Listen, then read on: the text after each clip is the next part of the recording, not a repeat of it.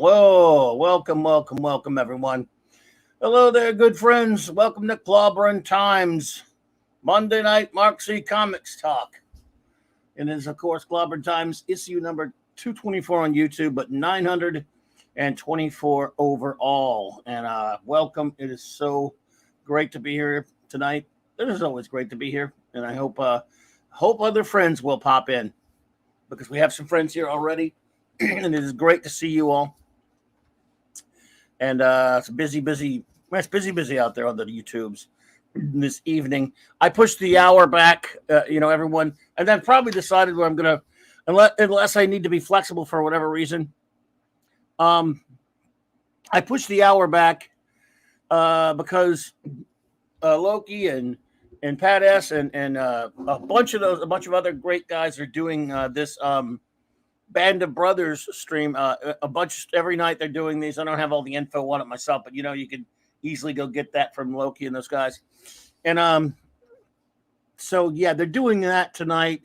And they started like at an hour before I started. I wanted, out of respect for what they're doing, because I've never really seen the show or anything, but a lot of people have. And I was offered a chance to participate, but I can't bring anything to the table because I don't know anything about that show or whatever, but otherwise I'd let them, if they want to come on my channel or have me on there, I would have. But those are all many of my dear friends, and they're celebrating something really special, something beloved, something important, like Band of Brothers. And so I thought I would move the show back a little bit. Not that I compete with them anyway; they're my friends. I'm just saying, so they get that done or whatever. and they're going to be celebrating it for 10 days, 5 this week and 5 next week. I do believe different shows talking about that amazing, very popular series. And so anyway, and you can get all the info from them on any of their channels. Latino Slant, of course, Loki, or any of those channels. They can help you out. They had a startup show. I think they actually did a launching pre-show of it with the wonderful Purple Valkyrie. Yesterday was Pat S, and they did that, I believe. So anyway, thank you all for being here tonight. It is great to see you. And who is here tonight? Let's see who we have so far. If you have the great Phantom Outsider, you're early as usual. Hey, buddy. Good to see you, my friend. It is great to have you here. Lord Thoth, excuse me. LT Buddy, man, it is good to see you, bro. Avon lives and long live the Legion. Mark D with a C, what's up, bro? We were on 4 hours last night, dude. That was great fun. Absolutely, and I appreciate you having us on. There was a lot of fools left. Yeah, four big ones. I was on with Doomcock for a couple hours before that, and then on. We were on 4 hours there because I hear Doomcock went something like 8 hours last night. That's crazy. J-Man popped in. J-Man brother. I don't know if you're still here, but dude, because I know it's late for you, buddy. But big shout out to the great J-Man. He has a very cool channel. I've been on there. He's been on here with me, and I had a great time last Monday night talking DC Comics Presents with him on our big team up series. So yeah, and Matthew Pounder, great to see you. Good, D Bud Martin, great to see you as well. Who else has popped in here? I think I got everybody at the moment. Yeah. Oh, dude, no, it ain't nothing to it, man. Are you kidding me? It was a lot of fun, dude. Nah, not at all. Oh, well, so it was 8 hours, 12 minutes, huh? Wow. Well, what can you do? That's greatness. And thanks, of course, everyone who hung out with us Saturday night. Excuse me, for Saturday Night Star Trek. My wonderful first officer, the magnificent R.M. Briggs, Commander Briggs, and I had a wonderful time hanging out with all of you. It was a lot of fun, as it always is on Saturday Night Star Trek. And LT, we didn't see your review of that last one, that horrible episode, The Price. we had a lot of fun beating up on that one. I don't know if you gave a review of that one or not, brother, but you can let us know now if you want how much you love that scintillating episode with that Troy episode. Oh, good God. That was bad. Oh, Thoth, hey, that's where it goes, man. But you pop in when you can, brother. We understand that.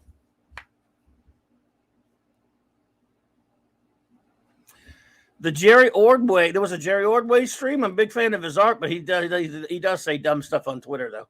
But it was all in Spanish. I wonder who was interviewing him. I did not. Okay. That's weird. Matthew Pounder. I did not know that. Yes, Lord Thoth says, by the way, the episode The Price, which was horrible. F is one of the few Fs I give on TNG, but it was the top 3 worst Trek episodes. Yes, it's one of the worst. Yeah. Wow, it's bad. Wow. Wow, is it bad, folks? Anyway, show notes really quickly. Yeah.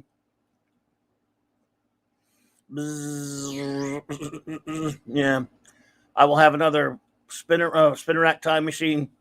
Clobby's Comics Corner coming soon. Wednesday night. At the same bat time, it'll be, of course, Open Geekness. I was hanging out with you, my dear friends. And then, of course, the Global Geek Gang shall gather the following day. I didn't even put that on there, did I? Oh, yes. There it is. Yeah. In the wrong spot there. The Global Geek Gang will, of course, be Thursday. Nope, that's the wrong one. There we go. Halloween themed. How about that? That's a Halloween themed Global Geek Gang right there. Will be. I mean, not necessarily the show, just the picture there. So Global Geek Gang will be 1 p.m. Central Standard Time Thursday afternoon. And then, of course, let's see here. The Clobby's Clubhouse with Raquel and Mark and myself. Thursday night, 9 p.m. No, actually, we go at 8 p.m. Central Standard Time for that one. Yeah, we go 8 p.m. 8 p.m. for that one. So, yeah, there you go. Anyway. And, of course, Saturday Night Star Trek. Oh, boy. Yeah, I hope we get some better episodes this week, Lord Thoth. Dude, LT, wow.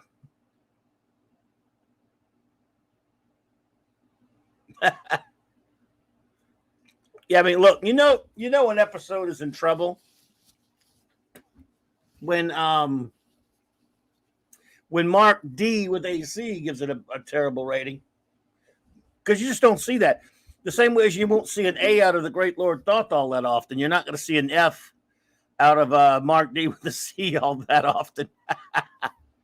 But it's bad, folks. Yeah, there's no question about it. It is that episode. And like I said, what made it bad was all the stupid romance crap. The stuff with the stable wormhole could have been interesting if they'd handled it correctly. But we all know they don't. So, yeah, it's pretty bad stuff. Pretty bad. No. Oh, well, tonight, folks. Tonight, on Clobberin Time, Monday night, Mark C. Comics Talk. I've wanted to talk about this for a long time. And look, as with many of these topics, I never know who's going to be even the slightest bit interested. Maybe no one is. I don't even know how many Daredevil fans we have here.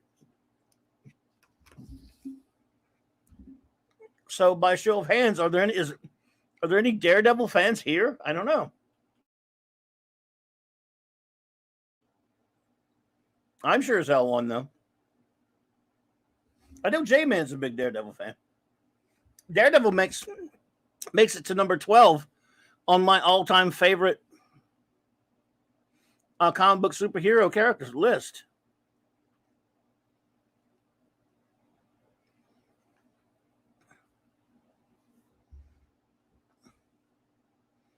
I guess that means Mark D. Are you a Daredevil fan? Is that your way of saying you are? Cool. Cool. Like I say, you're always welcome to join me if you have anything to add about Daredevil or anything to talk to. But I know you're busy. You've probably been streamed out from last night. But I'm saying you're welcome. Um, but I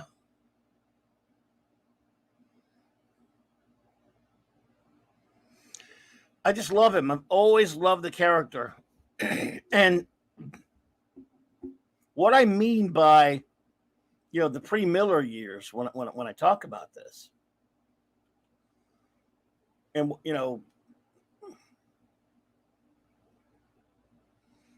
is they seem to be forgotten in a sense, or they're certainly forgotten by a lot of people. That's cool, Mark D. Like I said, look, there's no problem. But you're welcome to if you feel like it's up to you, man. But most people, when they think, Frank Miller's Daredevil changed comics for better or worse. Now, again, as you know, the show is, of course, named after the great Mark C.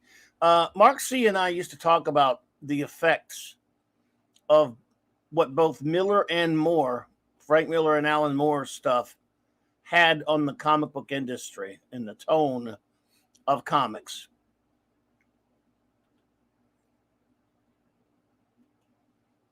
And it had quite the effect, actually. When I'd already loved the character. My earliest exposure to him was I think it was it could be like a Daredevil annual, one with a great Gil Kane cover, not so much on the inside with George Tuska, but I think one of the first comics I ever got in him might have been that one with Daredevil and Submariner and Black Panther on the cover. That was one of the earliest ones. And of course, I would see Daredevil popping up in a lot in some Son of Origins of Marvel Comics and stuff like that. And I just fell in love with the old Hornhead, as they used to call him.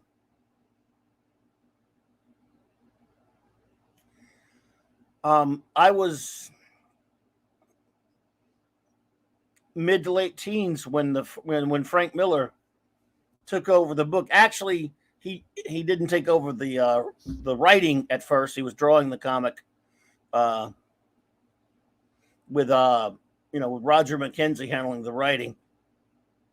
Lord Thought says, I have a stack of classic DDs waiting for me that I got for almost nothing in auctions in the 20s, 30s. Oh, good. That's great stuff there. That's great stuff there, dude. Yeah. So I thought what I would do tonight is not only look at some of the covers, of course, but talk a little bit about because the covers can give you sort of like an insight to what the book looked like. Now, Frank Miller came on the book, as I said, it was around 78, 9, somewhere up, 79-ish, somewhere up in there, but he was only drawing the book. Now, it did look vastly different. His art, it's funny, I like Frank Miller's art originally, even though, obviously Klaus Janson had a little bit to do with the way it looked. But Frank Miller was told by Neil Adams, I'm not kidding now, he was told by Neil Adams that he was no good and didn't have a future in comics. Yes, that Neil Adams. Of course, Neil Adams used to tell a lot of people that, by the way. They used to say, don't ask Neil Adams what he thinks of your art, or he'll tell you. Captain Deckard Spock, what's up, buddy? Good to see you, sir. And but Frank Miller had been floating around. He'd been doing some stuff for some of the smaller companies, and he'd even been getting a little bit of work at Marvel here and there. Some covers, a couple other titles, but hell, he even did a Batman story for a holiday special. But he was mostly Marvel. I think the only DC work he did before he went over there to do Ronin was it was a DC like short story in one of the Christmas specials, holiday superstar holiday special thingies or whatever it was. But so when Miller came along to Daredevil, his first year or so, whatever it was, he was drawing the book, and he did help Roger McKenzie with some of the plotting, but it still was fairly superhero-ish. In fact, the comic was near cancellation. It was bi-monthly. When Miller was, first came onto the title, Daredevil had been dropped to bi-monthly status.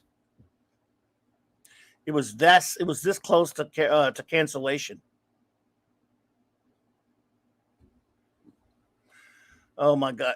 I can't. Yeah, the current one. Oh, Mike Murdock. Huh? Oh boy, I remember him. So,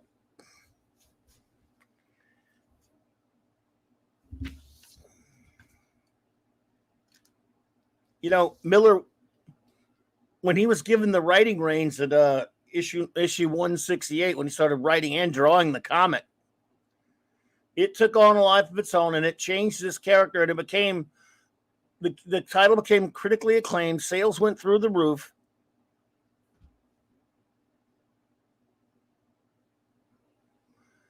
And of course, it changed comics forever. He became, I think, probably the first writer-artist superstar in comics since Kirby. Since in terms of a guy who was just a phenomenon. Byrne kind of did that a little later after Miller did it. As far as becoming a phenomenon as a writer-artist. He didn't ink himself. It was Klaus Janson doing a lot of inking, but outside of Kirby, as far as you could put them on a book and they would sell the hell out of it. And Miller was the first. Well, it was really the second to do that. Kirby was like the biggest, at least certainly throughout the Bronze Age, Silver and Bronze Age eras. He was that. He was that. That's what Frank Miller was. And yes, Captain Deckard Spock. This is not I'm not condemning Miller at all.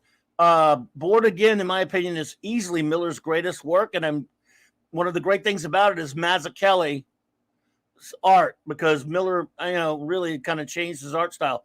It's a beautiful compliment to a great story. That's one of the greatest all-time superhero stories ever told, in my opinion, is Born Again. That was when Miller had gone back to the book after being gone many, many years from the Daredevil title and from Marvel.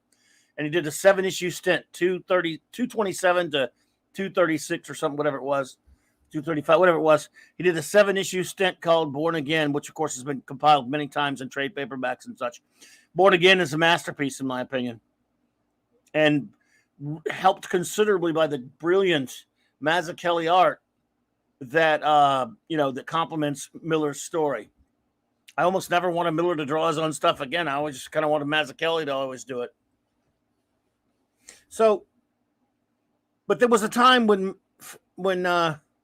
Daredevil wasn't so serious and wasn't such a sourpuss.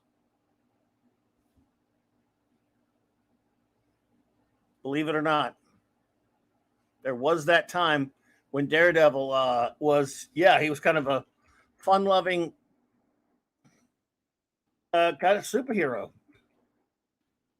And I loved him.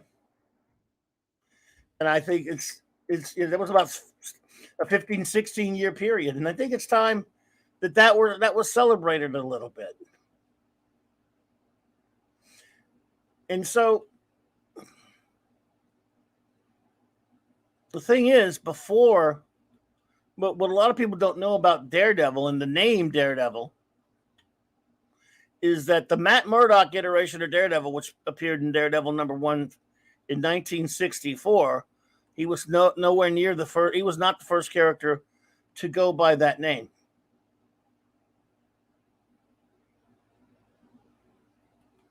He was not. He was predated by a great many years. And so I think it's only fair to show a little bit of that first guy. And the first guy to be called Daredevil was a chap. Well, let's see here. Put it to you like this. This guy right here.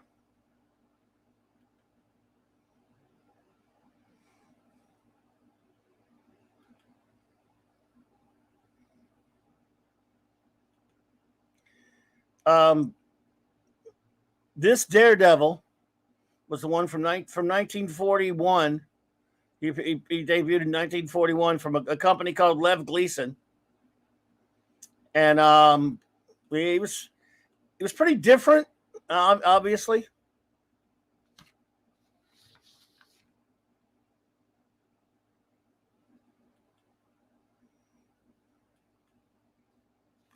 That's right. In fact, he is a.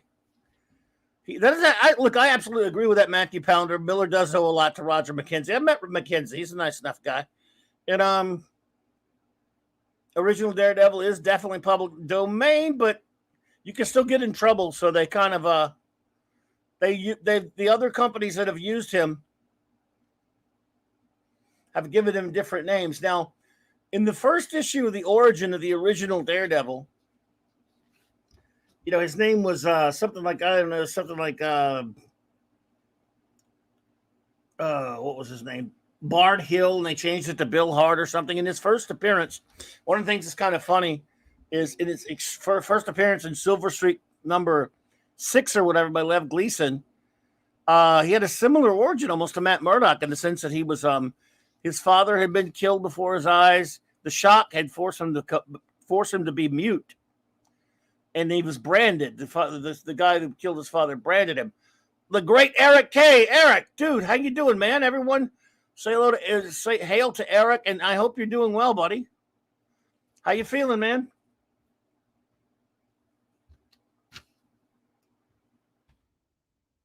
Dude, great to see you. So, the original Daredevil from Lev Gleason from the Golden Age there. Hello, Sherry. Sherry, it's lovely to see you. Thank you for popping in. It's always a pleasure to have you here. Was pretty popular for a good while. Now, again, as Phantom pointed out, as I was going to say, this character was this original Daredevil is public domain now. However, he's been given other names and stuff. But the first comic that he had on his own was, I'm not even kidding, this was the title of it right there. His first issue was called Daredevil Battles Hitler. That's right. Probably going to get in trouble for putting that on the screen. So, yeah. And he used to run around with this group called the Little Wise Guys. So a lot of people don't even know that about Daredevil, that name Daredevil, I should say. Then for a while there, he's been brought back a couple of times and it's closer to the modern day. AC Comics brought him back and called him, I think, they called him Red Devil or something like that. Image did something I think Image or something. Used him for a while, called him Double Dare, whatever it is, and Dynamite called him the Death-Defying Devil. So they're definitely dodging to use different names so they don't get in trouble. Nikki D, welcome, and thank you so much for the $3 super sticker. I really appreciate that. You are too kind. Thank you so much. Thank you so much. So, yeah, this is your Golden Age Daredevil right here. But we're here to talk about the pre-Miller Marvel Daredevil, of course. I just thought I would, I just thought I'd show that a little bit. Yeah.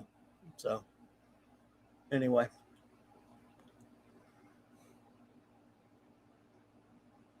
Where is he?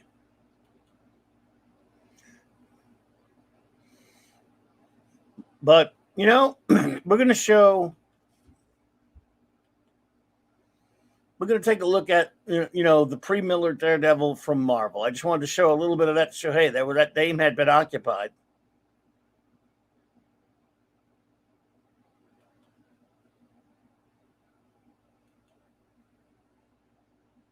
And that would be correct, Matthew Pounder. Jack Cole actually did have a little bit to do with it. Not much, but a little bit to do with the Lev Gleason Daredevil. Of course, the great Jack Cole being the creator of Plastic Man, of course.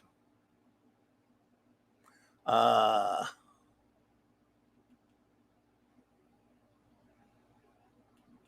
right. So, let's see here. But then along comes Marvel. And, this is 1964. Yes. The year I was born. Because I'm old. And, here comes Daredevil, the Man Without Fear.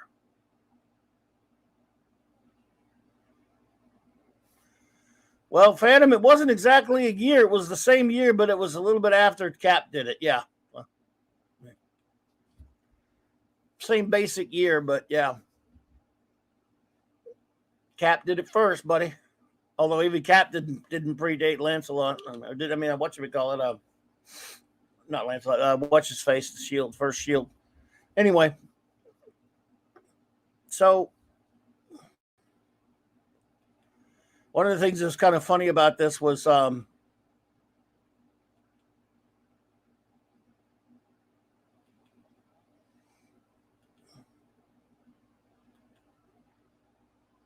was happening?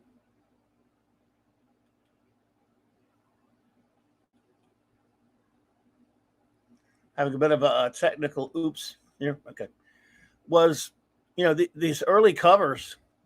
So, Kirby was very busy at the time. Jack Kirby was very busy. So when Bill Everett, I'm gonna look for Stan Lee and Bill Everett. I have some hangups about Stan Lee and get credit issues and things like that. But when Stan Lee and Bill Everett conceptualized and created, that's the great Bill Everett conceptualized and created Daredevil. It's kind of funny that they still always had Kirby doing the covers, but then he was just faster, I guess. And they thought they should make Kirby covers because they stand out better back then, of course.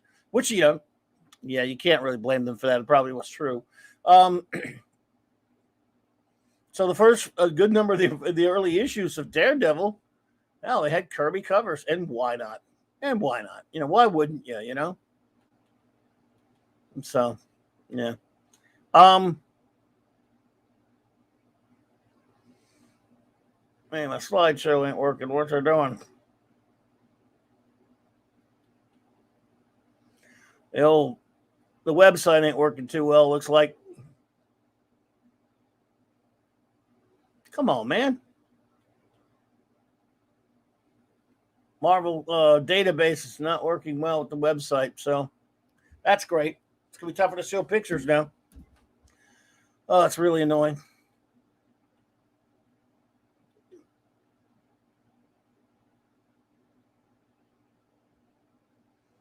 And internet's slow, too.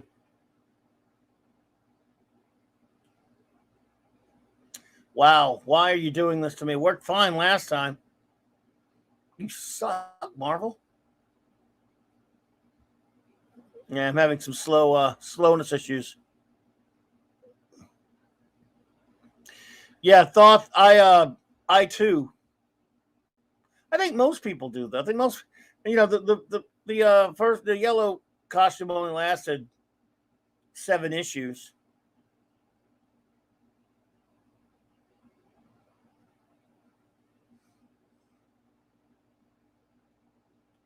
So, all right. Come on, man. What is wrong with this stupid thing? I got to fix this my stupid ass pictures here. Oh, boy. You should never rely on the database for your pictures. But I had no room to put them all other than that, so.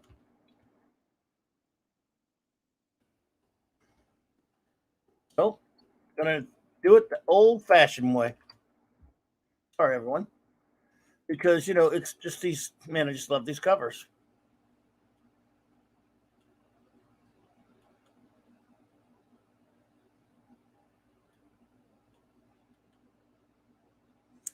What is Electro doing in a Daredevil comic? He's moonlighting, is what he is. Mark, hey, Mark, if you feel like it, dude, that's cool. If you can, I appreciate the help, but only if you feel like it, man. You were streaming a lot last night, but I'll send you a link, bro. Sure.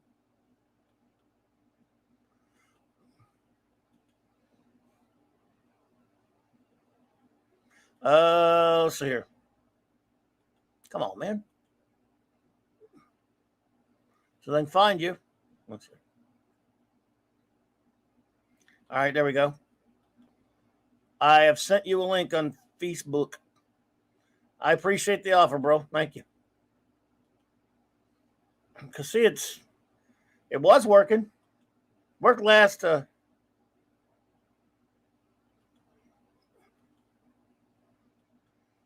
Oh my goodness.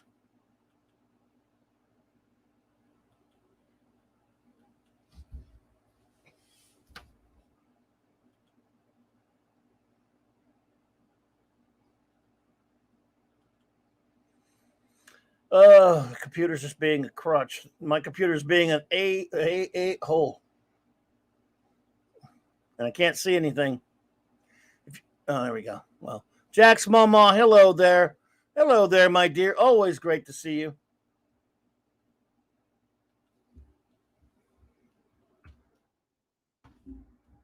I hope you're doing well.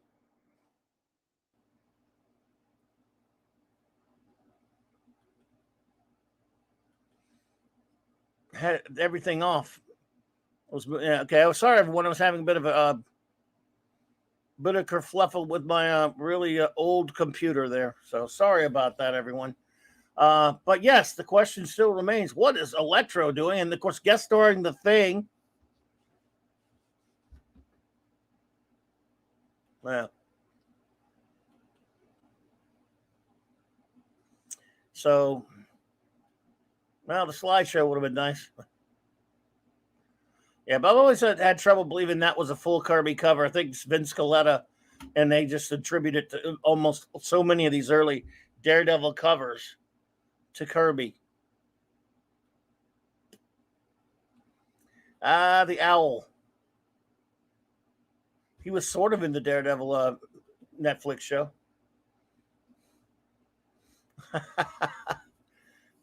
Yeah. So good times, great comics. Again, you can't really tell this. Kirby layouts with different inkers. Now I have, of course, the first masterworks of this, and yeah, the yellow costume didn't work. And it kind of didn't. Oliver Belmonte, hello there.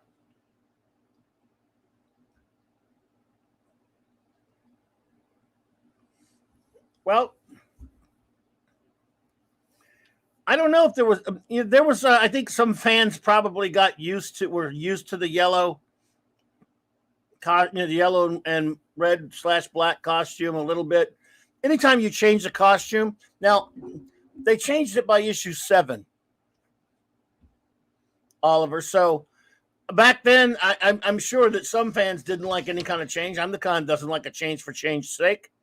But most of us, because there were only the first 6 issues that had the yellow costume, most of us who became a fan of Daredevil saw him in the red costume first. Unless you're just somebody, there weren't a lot of reprints around all the time. So unless you're just somebody that was old enough to start from the beginning, most people who became enamored of the character definitely saw the red costume first. And see, that's a full Kirby cover right there. That's Kirbiness all the way right there from issue number 4. What's up, bro?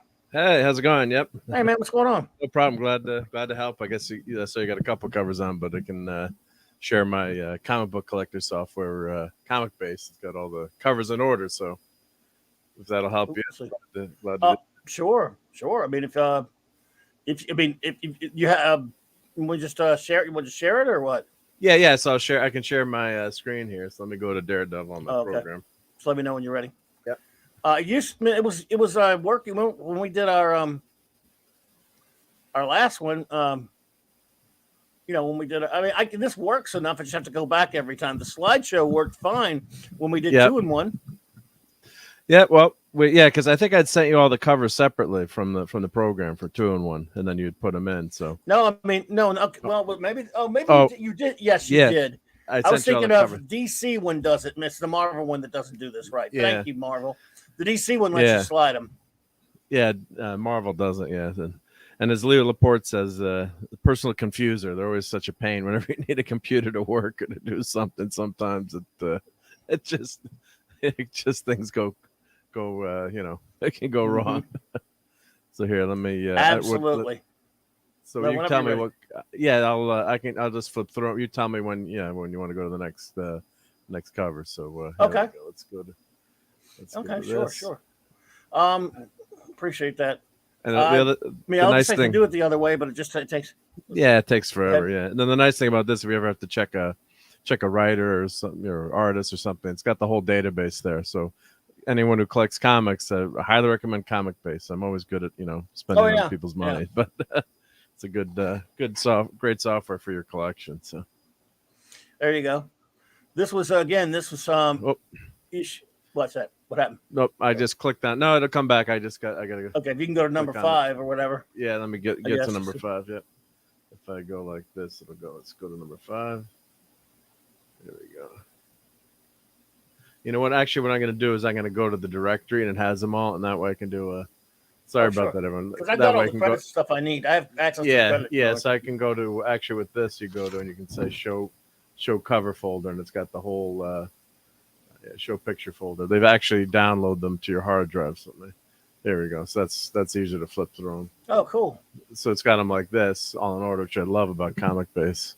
So I just show it like that, and there we go. And then I can just click. Yeah, I can just go like that to flip through them. That's perfect. There you go. So we're on number 5. Yep. Yeah, and this again, well, what I do? I did something wrong. Oh, at this point, it's a Kirby. Well, let's see. We're at number 5. Yep, number 5, right? Yep, we're good, right? Catch that where I was. Yeah. Okay. At this point, this is when Wally Wood came in. This is a pure Wally Wood cover. There weren't always Kirby covers all the time after this. Again, a lot of the times via Marvel method, Stan Lee is listed as writer on this character for a very long time, first 50 issues. At that time, okay, which I'm going to allow it, but he had a lot of editors, he had artists working with a lot of artists, but he's 1 through 50 has him listed as he lists as writer because he did write the credit boxes, but that's not here to there. At this time, he was giving Wally Wood a lot of crap. Nevertheless, this is number 5. You can go if you could go. Wally Wood. This my computer's really. Basically, I think was doing a lot of the plotting and writing here. And if you can go to number 6. Yep, there's number 6. Yep. Number 6. You want number 6? Yeah, this was. Oh my goodness, man! Again, Wally Wood greatness right here. These early issues, but like I said, I don't know about you, but a lot of people don't really like the yellow costume that much. I prefer the red one. Who doesn't? But we didn't know. If you were reading back then, you didn't know. It's not bad. I mean, it's not horrible. Yeah. No. You're just used to the all red now, but yeah. Yeah, everybody's used to the red one there. So we'll see. What? Oh, all right. Sorry about that.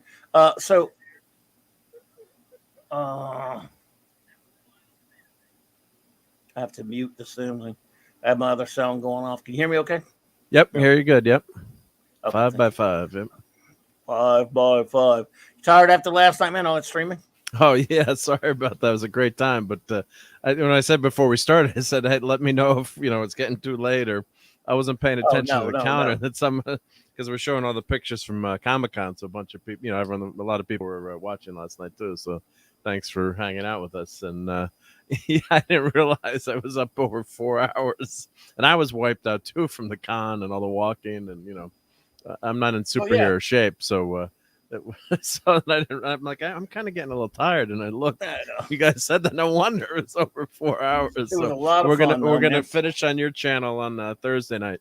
Yes, we'll definitely do part 2. Yep. Absolutely. Part 2. Thank you, Eric K, for that. And I hope you're feeling better, buddy. That super chat, $5 super chat. Thank you so much, man. As Clobby says, Stan the Man is amazing writer, editor, artist, inker, and the man who could do it all. And he did. He did everything. He did everything by himself. Except, of course, it was all done for him. Never mind. No, you're not going to bait me into trashing Stan. Well, I have my problems with Stan, but, I just believe he took a lot of credit that he didn't deserve. But anyway, this is one of the greatest comics ever written. And he did dialogue this one.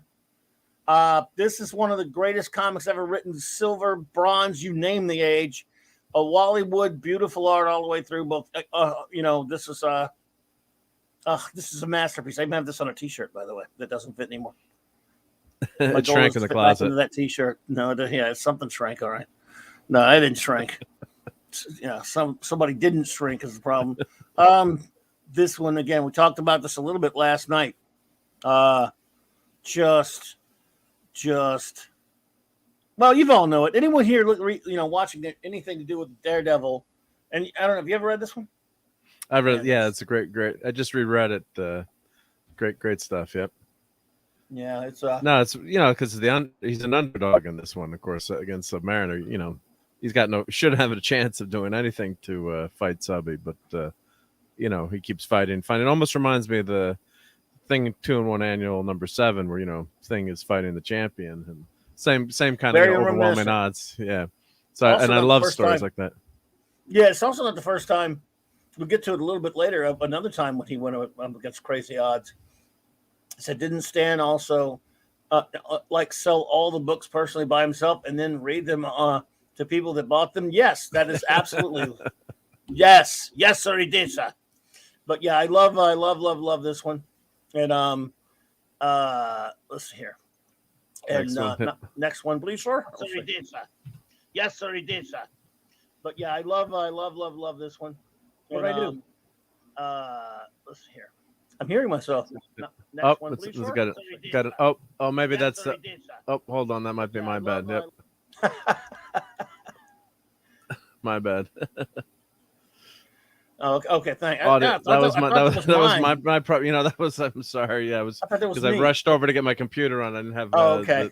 I didn't have your stream on mute. I just want to make sure that my picture's showing up on your. Gotcha. I didn't mute it. Yep. No Sorry problem, about that, man. guys. Yep. No problem. Gotcha. Okay, I don't want any cracks about Stilt Man. I love him. Who's got the smart aleck remarks about Stilt Man? I know it's going to be Eric or it's going to be Phantom Outsider or D-Bud. You guys, hey, Stilt Man's a great Daredevil villain. There you go. Look at that guy. Soaring to new heights. Yes, or standing to new heights anyway. Yeah. Yep, this is one of my favorite Daredevil covers. Simple but effective. Oh man, and yeah, he's a great villain. Yeah. Yeah. Again, more Wally Wood greatness, folks. And he didn't stay on the title long, but long enough. Wally Wood did number 9. There you go. Another great cover. Well, that's a great cover too, by the way. Yeah, we're still in the Wally Wood era here, but that's 10. If you look at number 9 though, go back to 9. Yep. Sure. Yep. There we go. Hey, that's a busy cover. Yeah. A lot of things going on that cover, and sheer wood masterpiece. I mean, he was, the great our great buddy Mark C. loved Wallace Wood. In fact, he loved him so much he thought it was disrespectful to call him Wally Wood, which is what everyone called him. Yeah. Really, he called him Wallace, and the man was a great artist. One of the true tragic stories of the comics industry. It's one of those greats that kind of ended himself prematurely, if you know what I'm saying. But I love the guy. Yeah. So down number 10 is also what are they doing to Daredevil's eyes there? It said someone. I haven't read this one, so the lower left-hand corner, there's a doctor looking at his eyes there, or trying to do something. Is that? Do you remember? Or, I haven't read that one in a long time. All right, yeah. Phantom will tell us what's that. Phantom will have to go check the Masterworks for us, Phantom. Yeah, I just wondering. Yeah, Still Man is a character that didn't care about people thought about him. Those stilts make you seem smaller. I don't care. Lol. They even did a what if. What if Daredevil could see? Yes, they did. And then in that stupid Secret Wars 2, didn't they Beyonder give him his sight or something? It's been so long I can't remember, but wouldn't surprise me. Yeah. Okay, here we are. If you could move it on to number 11, sir. Sure thing. Still kind of in Bollywood inking, Bob Powell pencils. It's just something about these covers, man. Something. Yeah. I just love them. Again, like he's fighting goofy supervillains. That's what you're supposed to be doing in 1964. Yep. And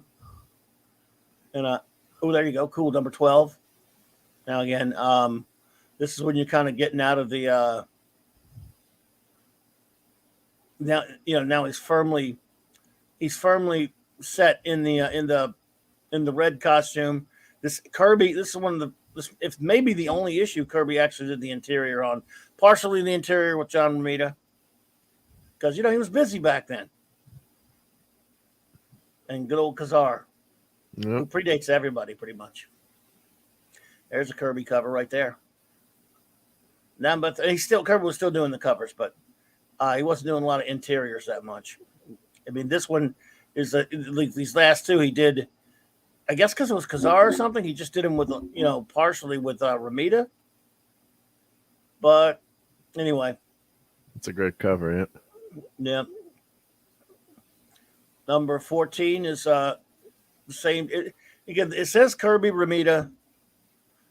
That means he used to do these layouts for Romita to finish. We're getting into the Romita run though, the D-Bud, which I love, by the way. You go from some of the Bill Everett stuff. You get Wallywood for a while, and then you get the Romita run, which we're almost there right now. This is Kirby Romita, but this is when Romita was kind of just getting there. And again, this stuff needs to be chronicled, folks. Now I think we're into the Romita run. I like Docs. I like this villain. See, he had a rogues gallery Daredevil of sorts. Look at that dude. Wouldn't want to meet him in a dark alley. Yep. Yeah, and it's funny how people when they think of a Romita run as an artist interior, love that cover. I'm glad you showed that's perfect. When they think of Romita, they think Spider-Man, but he did Daredevil for a pretty good while. And this is probably, it's in my top. If I just pick favorite Daredevil covers, this one's right there at the top. Because look at this. It's amazing to get that. I don't know what it is. Something about that. Because, two characters he excelled at. I love him. That's perfect. And of course, Romita. And he was doing Spidey at the time. And, he crossed him over right there. So, yep. Great stuff. Yep. Yeah. And again, this also a great cover on the next one. Look at that. None Spidey are single. so blind. Yeah.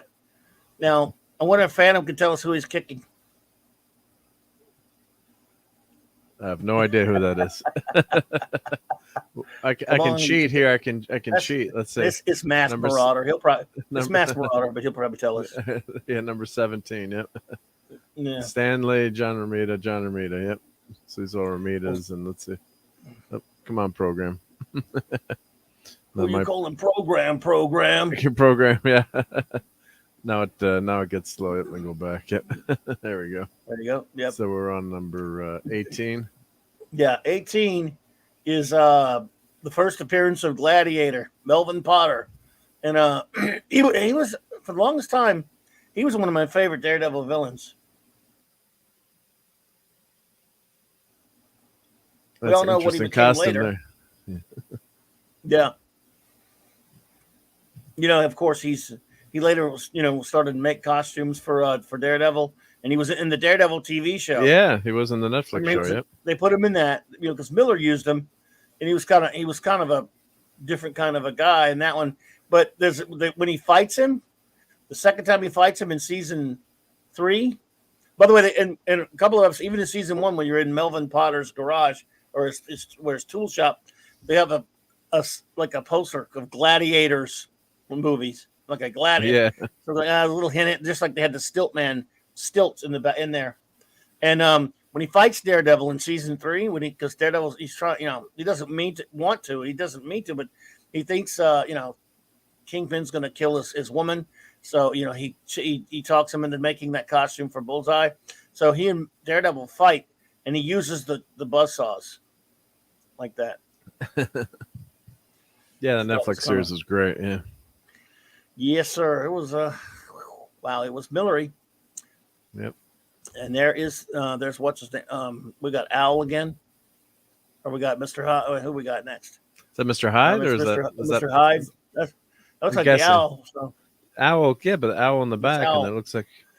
No, Mr. Hyde's not here yet. This is the owl. That's Leland Owlsley. He was in the Daredevil show as well, but he didn't become all owlish. Yeah, unfortunately. He didn't fly, really. Yeah. It was funny that, but they made him a suit. They made him like a little cape-looking thing, like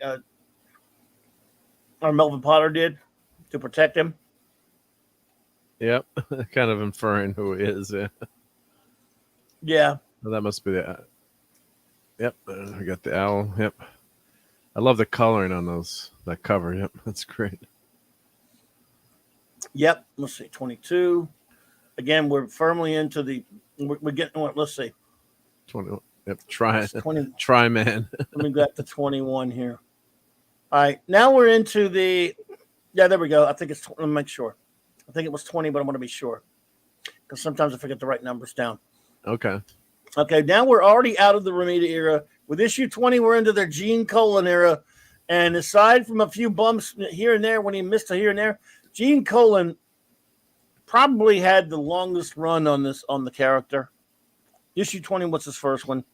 I love Gene Colan Daredevil. I mean, it was just, wow. I mean, yes, there were other guys later, different times. But, I mean, he just had just a solid run for a long time. For about, oh, man. Obviously, with a miss here and there. But he must have, I don't know. I mean, Phantom, what would you say? D-Bud Phantom, like, I don't know. I want to say like 60, 70, 80 well, issues. Here, we can check here. We can cheat here. Here we go. Issue 20. And then they went back. Look on the list. Yep. It didn't tell you how many did, though. Well, I'm just counting through. Just so 42. But he had an occasional miss here and there. Yeah, but Barry he would always Windsor go back Smith, to it. number Barry 50. Smith did a couple, but it was before he put Windsor in his name. He was Barry Smith. And, you had a miss here and there. Like an Alan Weiss all the way up to 83 Alan Weiss. Yep. Yeah, but just like 4 or 5 issues. Yeah, so you're always you're right on the money. But then it looks like issue 100.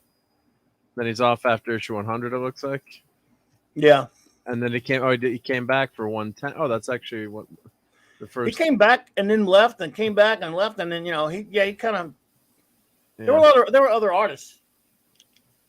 I mean, to give you an example, how many people wrote and drew before we show more pictures?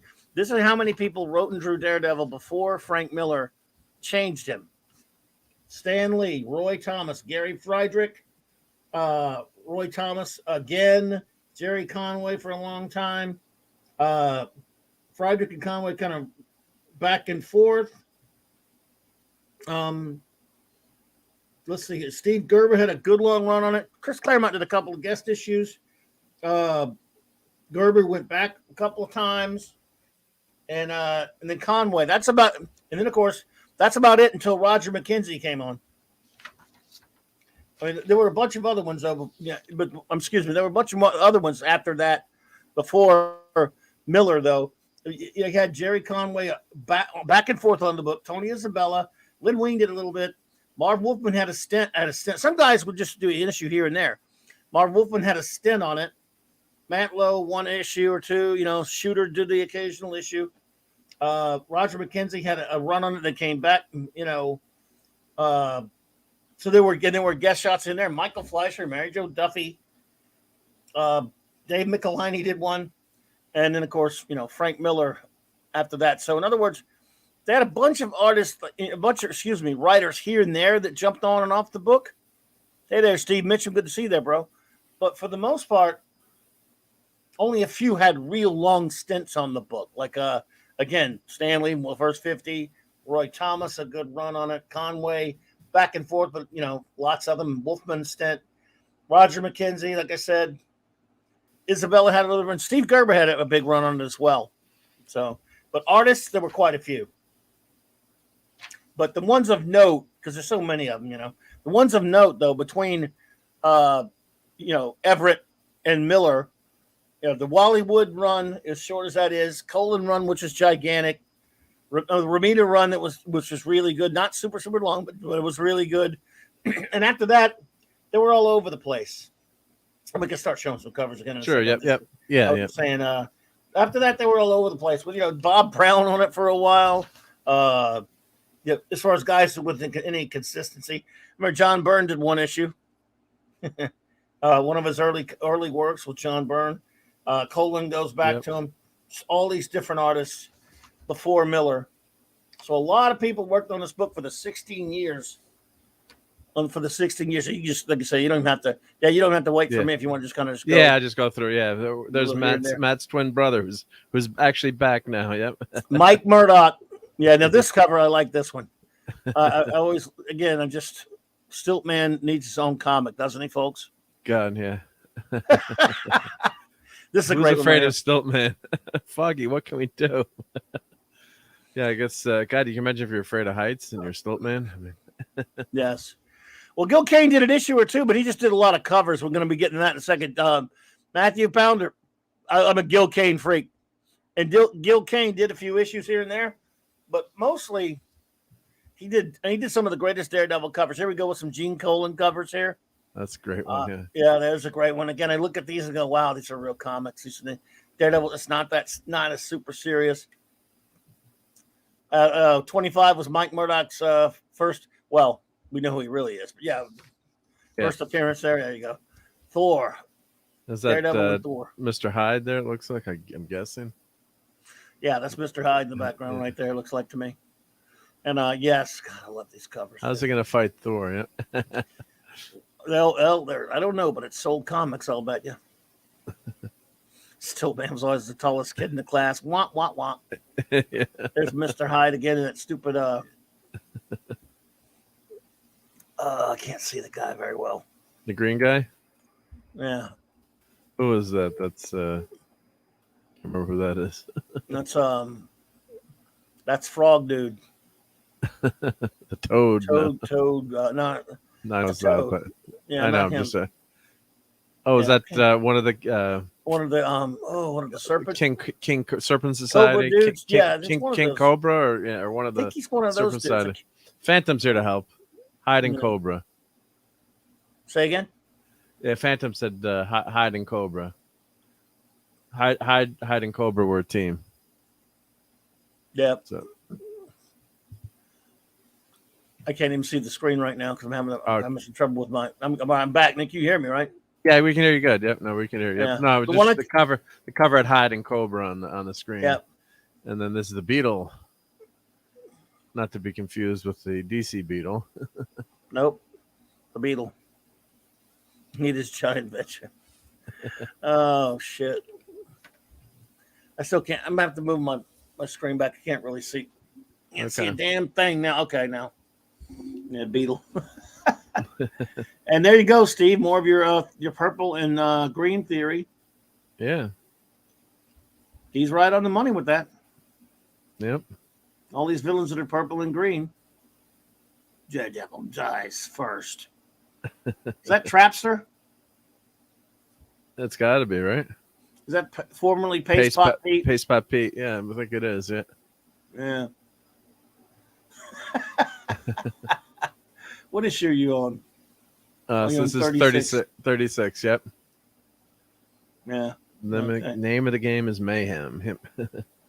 But as old as this is, look how classic that logo is to him. It's such a great design on that logo. And here comes Daredevil, the man without fear. I mean, it's still looks great today. I mean, just I remember there was an old Amazing Heroes used to run these parody covers way back when it first started, and someone did one.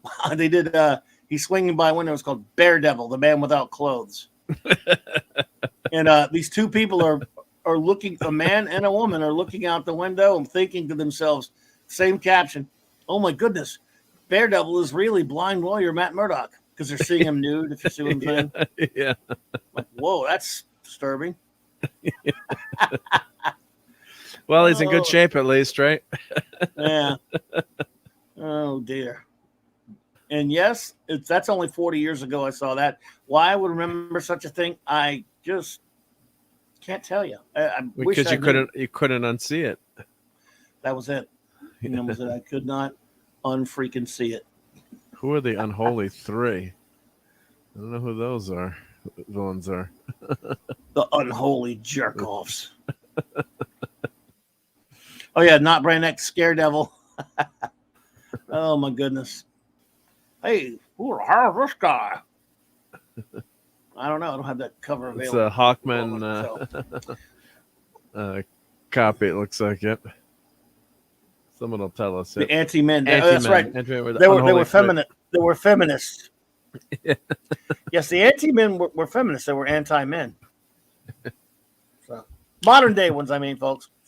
Yep. Don't lose. I always love this cover. The death of Mike Murdoch. Yeah. That was funny when did you know on the Netflix show? Didn't they have mentioned Mike Murdoch a couple times, or they were doing these homages, little subtle ones. And when he first meets Claire, night nurse, he tells her his name is Mike. Oh, okay, that's what it was. I thought it was. Yeah, it was kind of like a little nod. Kirby cover. Yeah. Big time Kirby cover with Daredevil fighting Cap. And I just love these. Who's that? Always love this cover. It says that Jester, right? Yeah. I murder. I love the dramatic. So I don't like that logo as much. No, me either. Yeah, yeah. Now it doesn't say "Here Comes" anymore. This is a great cover, though. Is that a Kirby collage? No. It looks like that looks like something like a Ramita cover or something like that. But definitely looks like photo in the background that like Kirby would do. Maybe copied the idea, or right? I mean, that's definitely a picture of the statue. It is definitely a copy of what Kirby would do. Yeah, absolutely. Yeah. I'm trying to think. Looks like Ramita to me. I'll find out. Now I got to know. Thanks a lot. Now I got to know. It's number 45. Well, I can check the pro. Here we go. I usually trust you over the program, but number 45. What do they say is they say for the cover? They're saying Gene Colan for the cover there. So, well, it can't just be complete colon, but let's see here. Yeah, it is. No, I mean, it could be wrong. The program. No, it's colon. Yeah. It's just the Daredevil figure that throws me off. If you look at some of his figures, I don't know, that's just slicker. I would say he probably had some ink. Someone do some of the finishes on it. But anyway, and he did. You're right about that. The background he ripped from Kirby. Now that's pure colon right there. You can tell by the. You can look at a face, a body, yes, but you can look at a figure or a form, but you can look at a face and know Gene Colan, just like you can know Kirby. Just like you can know even Ramita. Yeah. Yeah, absolutely. The final jest. I mean, the last laugh. Yeah.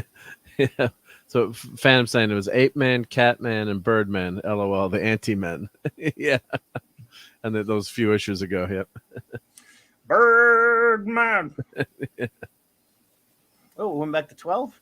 No, we did. I'm sorry. 47. Back. Now, this one here, I love this issue. This was reprinted in Sons of Origins of Marvel Comics. That's one of the first times I ever read. I got to read a Daredevil story. Brother, take my hand.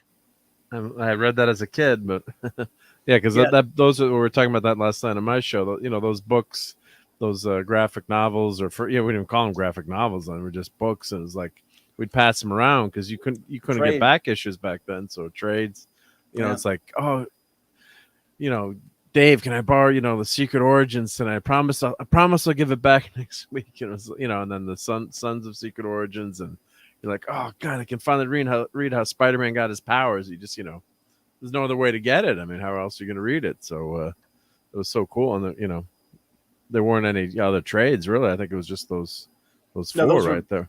There was those Fireside reprint books by Stan Lee. It said, it was I still have mine. There were something like $5.95 or something like that. They were big. I wore mine out, dude. There was there was Origins of Marvel Comics, Sons of Origins of Marvel Comics, Bring on the Bad Guys, the Superhero Women. Those were the four, and then I think they did a couple of smaller books because they did a smaller album with Spider-Man reprints. that I got John Romita to sign when I met him. Nice. So let's see what we have here. Okay, 48, 49. Interesting cover there. 50. Yeah. Yep, this will be Stan's last credited Daredevil. He said, I got to go and do other stuff. Somebody else take over, and I'll just pretend I wrote it. I wrote it. Coming at you, Pilgrim, true believer. Enough said. Nice cover. Wow. There you go. Oh, The Panther. Let's see here. There's something about this issue that I was trying to remember because I have it was a reprint of this. I'm trying to remember.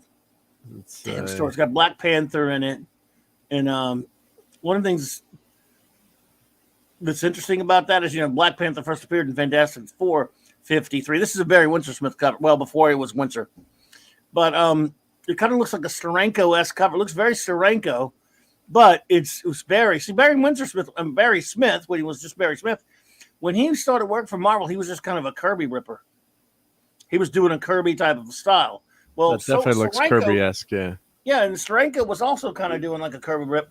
So it's almost like he's ripping Kirby and Steranko at the same time, everybody was ripping each other. Barry Windsor-Smith admitted it, though. I mean, it's not like I was making it up or anything. But, yeah, so this is 52. 52, that's right. Yeah. And so there you go. It definitely is 1969. Yep. So definitely, I mean, it makes sense, right? Kirby's so popular. Hey, why don't you copy his style, right? They were told to. Yeah. Stan Lee told them to. He said, "Do what Jack does. Do it like Jack." Right. Sept Extreme, hello there. Well, thank you, Septic. I appreciate that. Thank you for those words. Thank you so much. Yeah, there you go with the yellow costume in the beginning. Yeah. Yeah, a little flashback. 1969. Yeah. I gotta reread these again, man. I gotta read. There's so many of these I haven't read in forever. Because they weren't reprinting them as much. I mean, they've all. I know there's. I guess they're reprinted. They didn't do one of those digital sets of these, did they? Like they did FF and Spider-Man. Well, on the DVD, they might have done it on the DVD.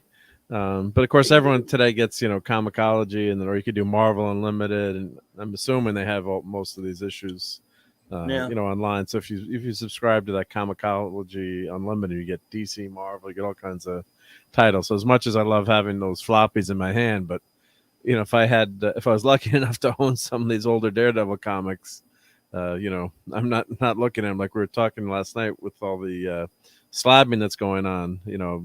All these old issues are taken off in value, so I'm lucky enough to have an FF49 tucked away. It's like I don't even know if I want to open it and look at it now. Maybe that's one of the few books I'll slab because it's. Yeah. I was looking at the value, and mine is a pretty decent copy, and I bought it maybe like 5 years ago for $75 when the comic book store was going out of business in my town. Everything was like just like trying to get rid of stuff, and I was like, $75 is kind of a lot of money now. I'm like, oh no, geez, I should have bought more of them for $75. So, but I mean, they really, and like you said, all these key collectors too are driving up. Slabbing was so big at the convention. It was everything was slabbed. Absolutely. I've never seen and slab books for sale. Normally, you'd see like just some slab books just to show like how we've got our amazing. There's a few Amazing Fantasies number 15, I saw at the convention, and there's, obviously slab, but they had, long boxes with slab comics in them, which I'd never seen before. It's crazy. So, yeah. Yeah. I can see doing some of them, but yeah, that's, let's see, you got some more covers coming up. A lot of these are going to be Colin. Gene Colan was a staple on, I think he had a longer, I think he definitely had a longer straight run on Tomb of Dracula, but he did this for a long time also. I love Gene Colan stuff. Now, again, by the time he was drawing Batman and Wonder Woman at DC, he wasn't as good on those to me. Yeah. But still, I remember I was pretty, he took over Batman because Gene Day had passed away. Gene Day was about to take it over, but still, it was kind of cool to see one of my favorite Daredevil artists take over Batman for a while. That was kind of cool. He wasn't fit for one, really suited for Wonder Woman though. And Phantom is saying he's got a coverless Daredevil #1. Whoa, That's pretty cool. Even though nice, I wonder if that dude. was that one of the ones that was sent back, or was that just the cover? Like most comics, that whole got destroyed and got ripped. Yeah, I guess that gets rated a 0.5. I saw a couple of 0.5s at the show. Like I saw Batman #1 0.5, and it was with no cover. And I'm guessing, I think, or maybe it was a Phantom that posted or something. It was he said it was 25,000 or 20,000, yeah, even without the cover. Wow. Well, Daredevil #1. When you open up the cover, the splash page is almost the same exact as the cover. It's got the same pose, except it's not the Daredevil in that. It's by Bill Everett in the same exact pose as the Kirby cover. So there you go. Some more. Yep. If you want to you can. Just go. Yeah, just go through them a little bit. And go faster. Yeah. So yep. The Stuntmaster. Stop on that for a second. Okay. Does the name the Stuntmaster ring a bell? Phantom Outsider. Wasn't that the name of that guy? The name of that character that Dial H for Hero guy told the guy told us. Some guy came in here one night. I think Phantom was here. And I told us about a character that a friend of his had created for Dial H for Hero back in the late 70s when they hello, Sir John. When they what was it? Yep. Okay, so I guess this is where he got it. Were you here? Did you know about that, Mark? Yeah, it was. Yeah, I think I might have even been on that show. I'm trying to remember, but yeah, they're talking about you could submit your own hero. Right, and apparently this guy who came in, I can't remember who came into the chat, said that a friend of his had one done for DC. That when they were letting young readers submit the character and create it for them. Remember, Harlan Ellison did one. That was the new Dial H series. Yeah, it was the new Dial H series in Adventure Comics in the late 70s, late 70s, and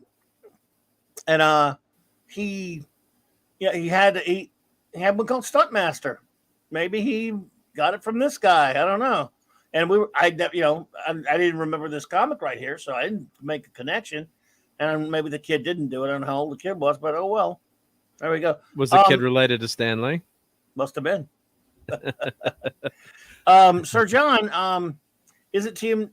Yes and no. TMT is not just a Daredevil parody. It's kind of sort of. It does a lot. It is in a sense, but it also takes its title from 4 separate trends of 80s comics.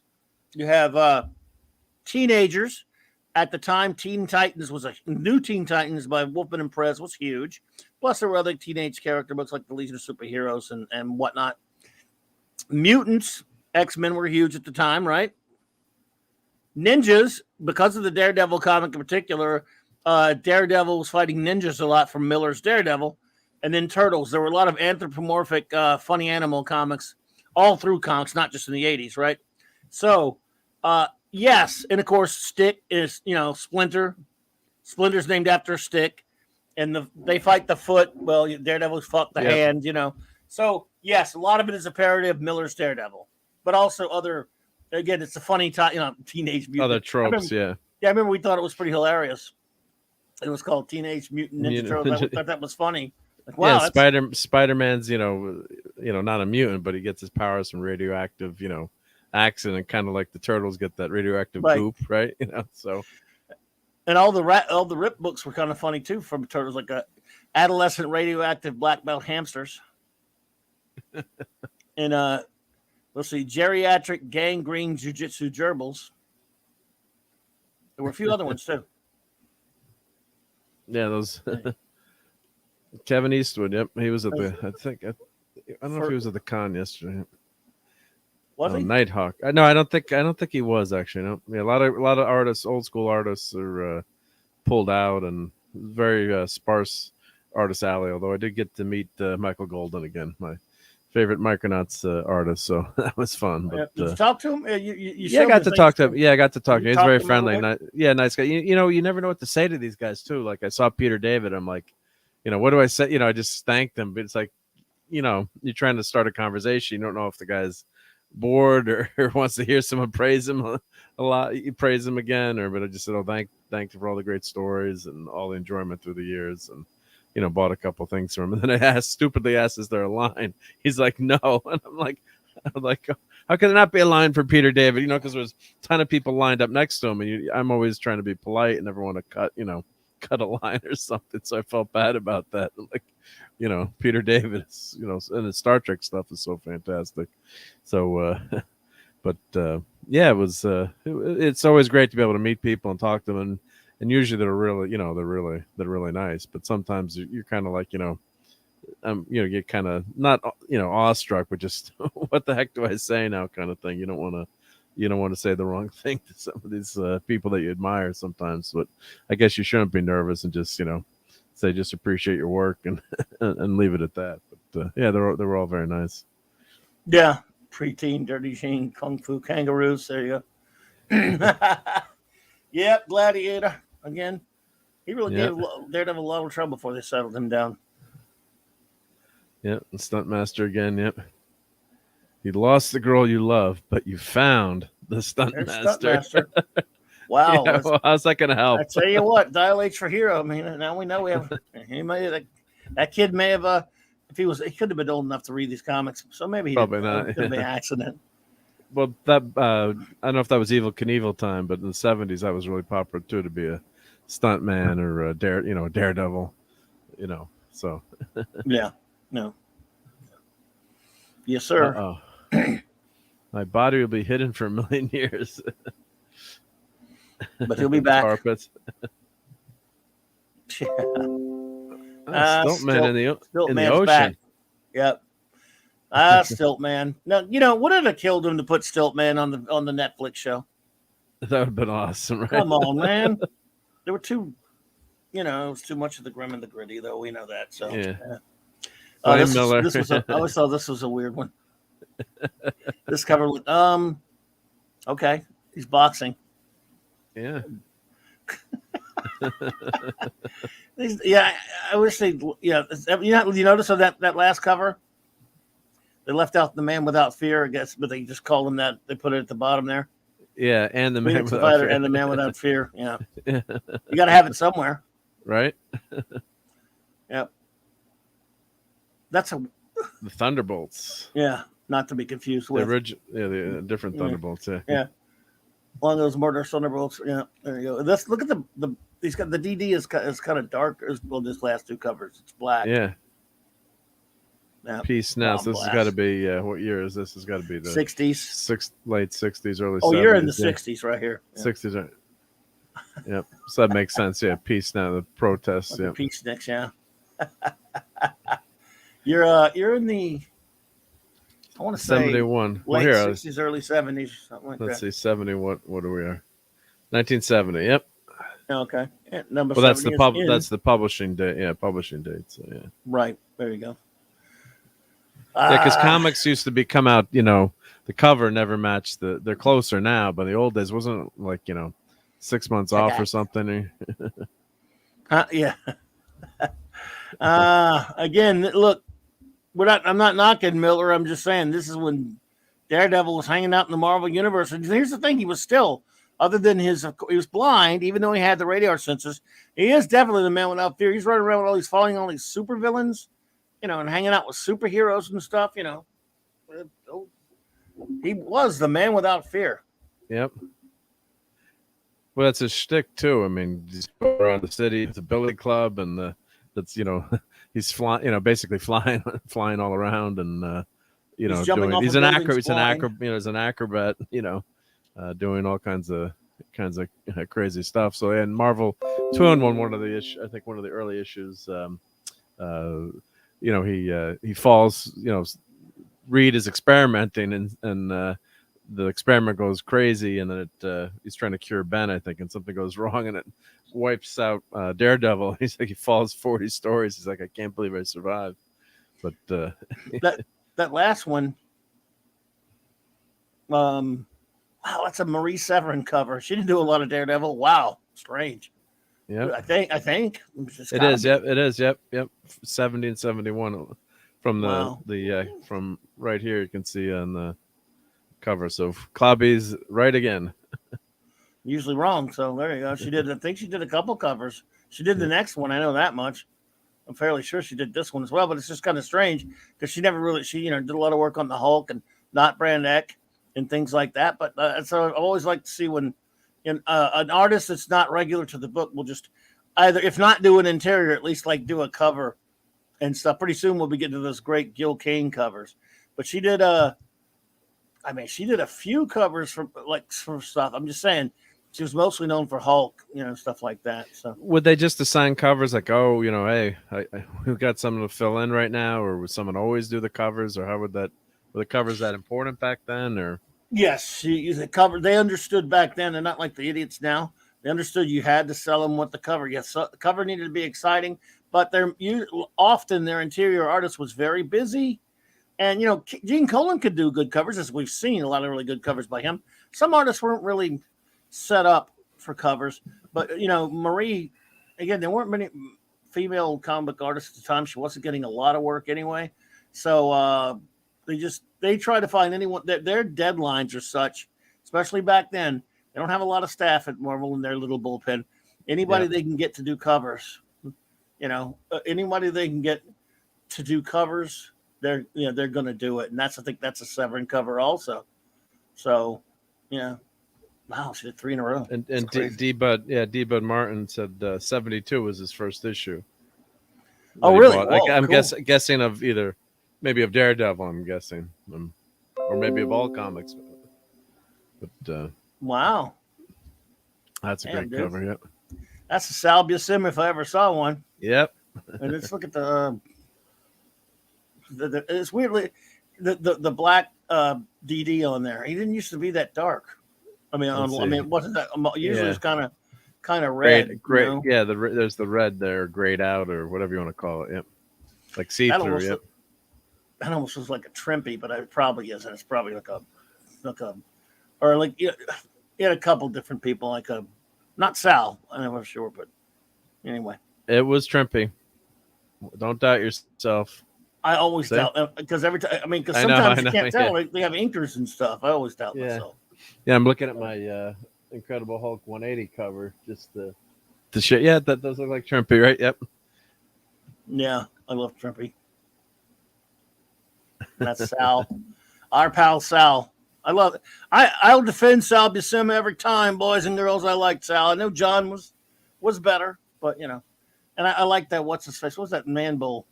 Kane time, yes. Now we're into the Kane covers. Well, we went back to Man Bull. Yep. Here we go. Yep. That's Kane. Yeah. Yep. Well, you can't, again, unless they're heavily inked and screwed around with. Usually you can't. There's some artists you can go, is that? And then other ones you go, well, it's just not even. Yeah, it's just not even. It's just so obvious. So, yep, love this one. And Severin's got a credit on that one too with the cover, so who knows? But maybe she did the layout or. Yep. There we go. Black Widow. They were an item for a while, right? Yep. There's some Kane. In fact, pretty soon they're going to be a big item on this title. Yeah. When we're getting close to them being a really big item. And so, yeah, I love these. We're still in the we're in a couple of different eras, but we're in the Gil Kane for the most part. Gil Kane cover era. Where we're getting to a lot of them anyway. That's a Ramita right there, probably. It's not it's Sal or Ramita, probably Ramita, but I think. But yeah, I do know that. You know what else we're getting close to? My Spinner Rack Time Machine issues, because this one catching up. Yep. These couple right here were, in the Spinner Rack Time Machine. Yeah, Kane. Who hasn't Widow dated already? Oh man, Very at 15,000 feet. Huh? Yeah, that's the next cover. Yep. What? Gladiator Strikes. No, I'm just saying what's on the cover. Yeah. Man, Gladiator. Yeah, nothing like the Kane cover, brother. Yeah, I just love these comics. I love these Bronze Age covers. Yeah, don't leap out the window. It's 34 floors to the street, straight down. The ox. Crazy. I mean, we're in that era. We're in that era. Electro. Moonlighting again in a Daredevil comic. Why aren't you fighting Spider-Man? Yep. We're getting close to the Black Widow era. Kane. The Purple Man. It's Purple Man. Kilgrave, the Purple Man. We're getting close to Black Widow. Or Electro and Kilgrave, I guess. Yep. Looks like John Buscema, probably. Wow. And he didn't even do Daredevil. I think he did like one issue. Wow. 89. Yep. Buscema. Yep. He's craziness. Yeah, we're getting close to Black Widow, folks. There we go. Here's some Widow. Yep. Yep, sure is. But what I mean though is we're getting close to her era. You know, she has an era, right? In Daredevil. Yep, it was quite a run. Yep. Yeah. She had I'm trying to think how many issues it was. Where are you at now? 93. Yep. So I think that started was it in 90, 92 or something. Well, here she started. It started. She's on the cover in 90. So. Right, and then she went to like 10 something or 108 or 7 or whatever, somewhere over there where it was both of them. It was Black Widow. It was Daredevil and Black Widow. Yeah, so it starts in 92. Yep, 92. She's credited on the cover. Yep. Yeah, so it was called Daredevil and the Black Widow for about, oh God, from issue like 92 to the 10 somethings or other, I think. Yeah. I should have. I don't blame him for working with her. Yeah. One of these days I'm gonna learn how to write shit down. I never do. That's why I never get an issue number right half the time. I go, I'll know it. No, I won't. You'll know it. Yeah. Well, when it'll flip off when we see it, right? We're up to 96 now. It's 107, 109, one of those. Either way, yeah. But you know, this is around the time when I started seeing them on the racks a little bit. And one of my first issues that I ever actually bought off the stands is coming up close, and it was the Daredevil Black Widow issue. I'm going to know it when I see it. And it was one of the first ones. Well, yeah, because we're going to see the annuals later. I'm sure you'll have the annuals. Yep, annuals. Yep. Stole my girl, Hawkeye. Hornhead. And you put her name on your title of your book. Damn it, dude! What the hell, man? Well, you don't have your own title, Hawkeye. Screw you. 100th issue. Oh, collector's item classic. The Stiltman on that cover somewhere? Come on. No Stiltman. No Stiltman. No. Stiltman didn't make the cut. That's a disgrace not having Stiltman on freaking cover. What's wrong with you people? Hell, Stiltman, dang it. Nah. I don't know. The Screamer. That would really hurt Daredevil. Yeah, it would. Let's see here. Wow, that's a crappy cover. Yeah. There she is. I love that outfit though. Jesus. Yeah. Hello, Eastland Burkholder. Hello there. Good to see you, my friend. Hey, Eastland. Yeah, that's kind of a homage to Catwoman in some ways, I think, right? So. Yeah. Yep.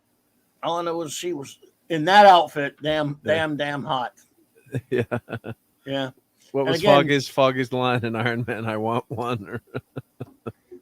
In the movie, when Natasha's beating up Tony Stark in the ring, it's like or Stark says, "Yeah, I want one." She's beating up Happy. Happy, yeah. Yeah. That was pretty silly. She was flipping him around like he weighed 2 pounds. Yeah. Happy was not impressive in the MCU, unfortunately. Yeah. And Spider-Man's pissed too. He's like, wait a minute, I was with Black Widow for a while. Yeah.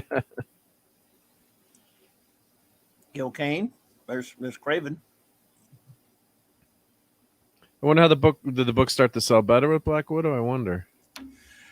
They were they were trying different things. I don't think it did.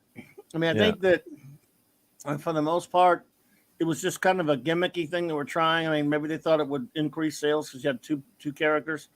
I think I don't know that I don't know if most fans of Daredevil just. I mean, it went. Let's see here, a little over a year, like a year and a half. So apparently, it kind of fell out of favor. So I don't think it really helped that much, to be honest, with sales. Yeah. But look, the book did well enough to last at this point, still another decade, just about, before into the Miller era, it started going bi-monthly. There's Marvel saying, "Hey, wait a minute, how do you get her on your title, man? Dude, I want her in my book." What is Captain Marvel doing on there? The real Daredevil. Matthew Pounder, they do have some Dave Cockrum covers coming up. I'll tell you that. That looks like a Ramita E, if ever, probably, or Kane Ramita, something like that. Maybe both. Anyway, Beetle. So there we go. So go back one. Yep.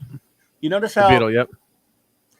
You notice how she's still in the cover pop, but they don't have her. They don't have the name anymore. It's a guest starring the deadly Black Widow. Yeah. So that and she's not on the cover there too. She doesn't have she's not not on this cover. Oh, there we go. There she is again, right? No, yeah. And then it's flipping on me twice. Yep. Sorry. Yeah. See, they don't have. Yeah, they got her in the margin up there, whatever. They got her in the but not in the title.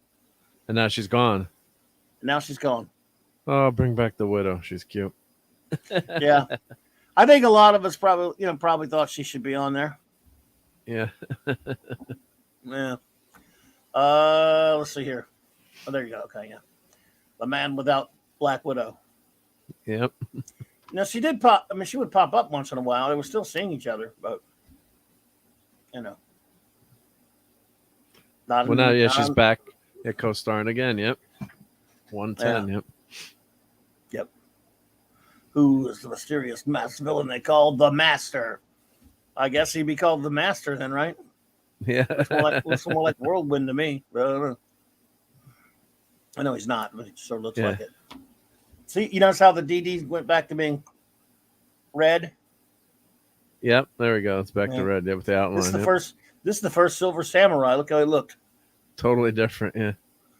And Shauna the She-Devil's in it. I like how they put her up there at the top. Yeah, she's going, wow, she's hot too. Yeah. Like some Shauna. Yeah. No, man. Mandrill. He was a goofy bitch there. Look, there's Black Widow's back. It's weird how they put her. They didn't even say anything. They just stick her up there, and I mean, she's not on the rest of the cover.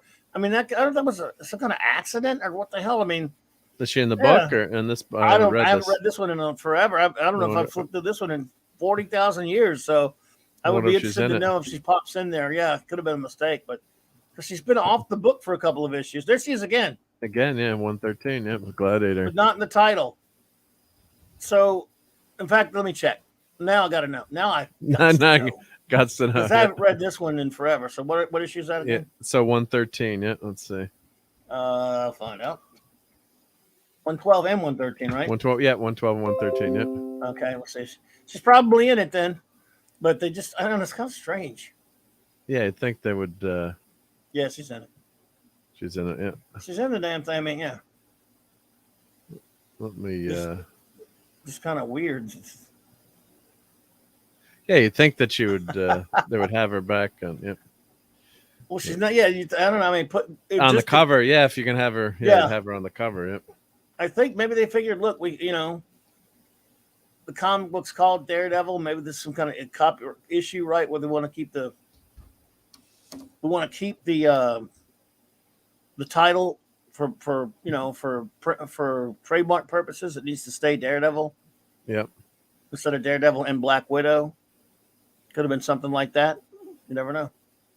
Now, at this point, did they have him as being working as a secret agent at one point with Black Widow, or there we go. Was that something that? My program just I still got the covers. My program gave That's me cool. an error message. But was they when they had him as an agent of Shield later, or Daredevil, was he an agent of Shield at one point, or trained with Fury, or I'm trying to remember how that, if that was came later in the series, or that was around this time. Well, if I remember right, it was. I mean, he used to team up with her, and he used to work with them sometimes, but he was still just the same old Matt Murdock self. Now, of course, someone who has read those much more recent than I have could tell us probably, or who has a great memory like Phantom Outsider. Phantom will tell us, yeah. But I thought at one point they retconned that he had he became like a member of Shield, or had worked with, they had some flashbacks where he trained and that kind of worked as like as a secret agent. So it's just all the comics get mushed together in your brain. I'm trying to remember. I wonder if that came after this or before, during this. I think it's after this, but it could be. I bought this one though. That's a great cover, yeah. That's cool. Yep. I may have bought this one. Wow. No, I don't know about this one, but that one sticks out. Deathstalker. Yes. Great stuff. There she is again. It's funny how she's not in the title, and they took her off. Even that for a while, then they started putting her back on there just because. Yeah. It's crazy. There she is again. There you go. Yep. I have no problem with that. Yeah, like we said, we love her costume back then. Oh yeah. Yeah. That's hysterical. Yeah. Loved that costume. I hated that gray one with the short hair. Yeah, that was horrible. Yeah. Ugh. Did you ever get the Marvel fanfare issues of Black Widow that George Perez did? Wow. Good stuff. I think there's a trade or something of it. There we go. There she is again. Daredevil. Yeah. Daredevil still Mac Daddying on Black Widow. Yeah. I love that ringmaster. Yeah. Yeah, she is. And it's fun. I guess that was as close as she was going to get to having her, well, not her own comic, but you know what I mean. Yeah. Team up, yep. Yeah. I mean, yeah, I guess, I don't know. El Jaguar. El Jaguar. Yeah. Yeah. Yep, this was Daredevil before Miller, and some people prefer what Miller did. That's fine. I love it. I mean, yeah, it was great, but I just think it should be acknowledged that there was life before Miller. There she is again, co-starring the Black Widow. And before Miller put him through a living hell, he got to hang around with Black Widow. That's a Kane cover there. Yep. And damn it. No, you have to torture him now. Silverman was a goofball. Yeah, there she is again, though. Watch it. Darts of Doom. That's one of my favorite Kane covers right there. Good lordishness. That's a great one. Now we're getting into some, excuse me, into a lot of great Kane covers. Yep, Kane. The Torpedo. Yeah, I like Torpedo. Yep. He became a good guy for a while. Did you know he became a good guy? No, I didn't know that. Nope. Yeah. Deathstalker. Stairway to Slaughter. Yes. And let's see here. Introducing the most startling character in the annals and the annals of Marveldom. Yeah. Who was that supposed to be? Who? Oh, in the corner. Who the heck knows? Elfana. It looks like one of the Martians. Yeah. Oh, I'm hearing myself. I'm hearing me. Yes, sir. What happened? No, I don't. It sounds okay to me. Echo. Oh, well. It was like it was like before. Strange. Oh well. Let us know if you guys are hearing that in the chat. Yeah, hopefully you don't. Yep. Wow, weird. Maybe. Is it still going or? Yep. And it's a real delayed one too. Let me check. I don't think I have any other. Let me check my StreamYard setting, but I don't think I have anything. Strangely delayed one. Anyone else hearing that echo? Oh, echo is still there. Sherry says. Huh. What if I dump out and come back in? Yeah, I can mute myself for a second too. Let's see if that. Try that. Okay. Oh, you're muted. Well then it's not. Not you.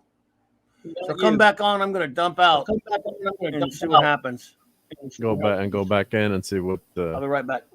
I'll let you leave it. Okay, Clobby will be back. I have assumed control. Do not change your dials up. Hopefully he'll be right back. And yeah, I think his connection was warbling a little bit too. So maybe it was what just about now? You hear you loud and clear. Maybe your internet connection was bad. People have been having trouble with StreamYard lately. Like Gary was having some troubles today. He was locking and stuttering. And well, I'm gonna have to see if I can hear myself. Let's see.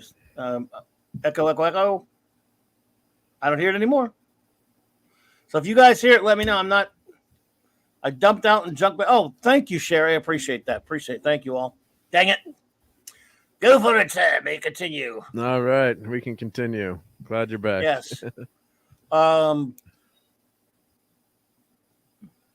Yeah, it's weird. Earlier it was because it was something, like I said, it was something on your end. This time, something on my end. What in the hell is going on here, boys and girls? Yeah, well, that was just me being an amateur opening up the YouTube window with the sound on. Well, this time it must have been StreamYards. It was probably StreamYards, yeah. And it can be sometimes the internet connection can just really get wonky. Yes, this was around. Yeah, well spotted. Glinzer, good to see you, by the way. It was well spotted, Matthew Pounder. This was around the time Wolfman started doing the series for a while. Like I said, he had a stint on it. He, Gerber, and a couple of these other writers. Yeah, what Miller did with Bullseye was pretty good, but this one, I don't know. I guess he was just more of a supervillain. Miller did some pretty crazy stuff with him, though. Well, he's really a scary character in the Miller run. I mean, he's a guy that you're terrified of. Yeah. Yes, and you know who wasn't scary? Was Colin Farrell. You weren't scared of him when he flipped that peanut into that poor little old lady on the airplane? No. Did he? No. Yeah, that's why he killed the lady on the airplane. Horrible. Oh, did he? Yeah. I hated it. He just bounced the peanut off. Yeah. I tried to forget that stupid Ben Affleck movie. I like the director's cut. The director's cut was improved. So you're saying he cut Ben Affleck out? They cut the romance out, actually, which made the movie flow a lot better. Is Ben Affleck still in it? So it was who was the director of that? That was I can't remember the guy's name now, but I know his name. The director was the director. That was his name is I don't know crap about Daredevil. Well, the worst scene was when they let Daredevil let the guy die on the train, and then Phil Urich is looking on as a reporter. It was just, there were a lot of things wrong with it, but the director's cut was a little bit better.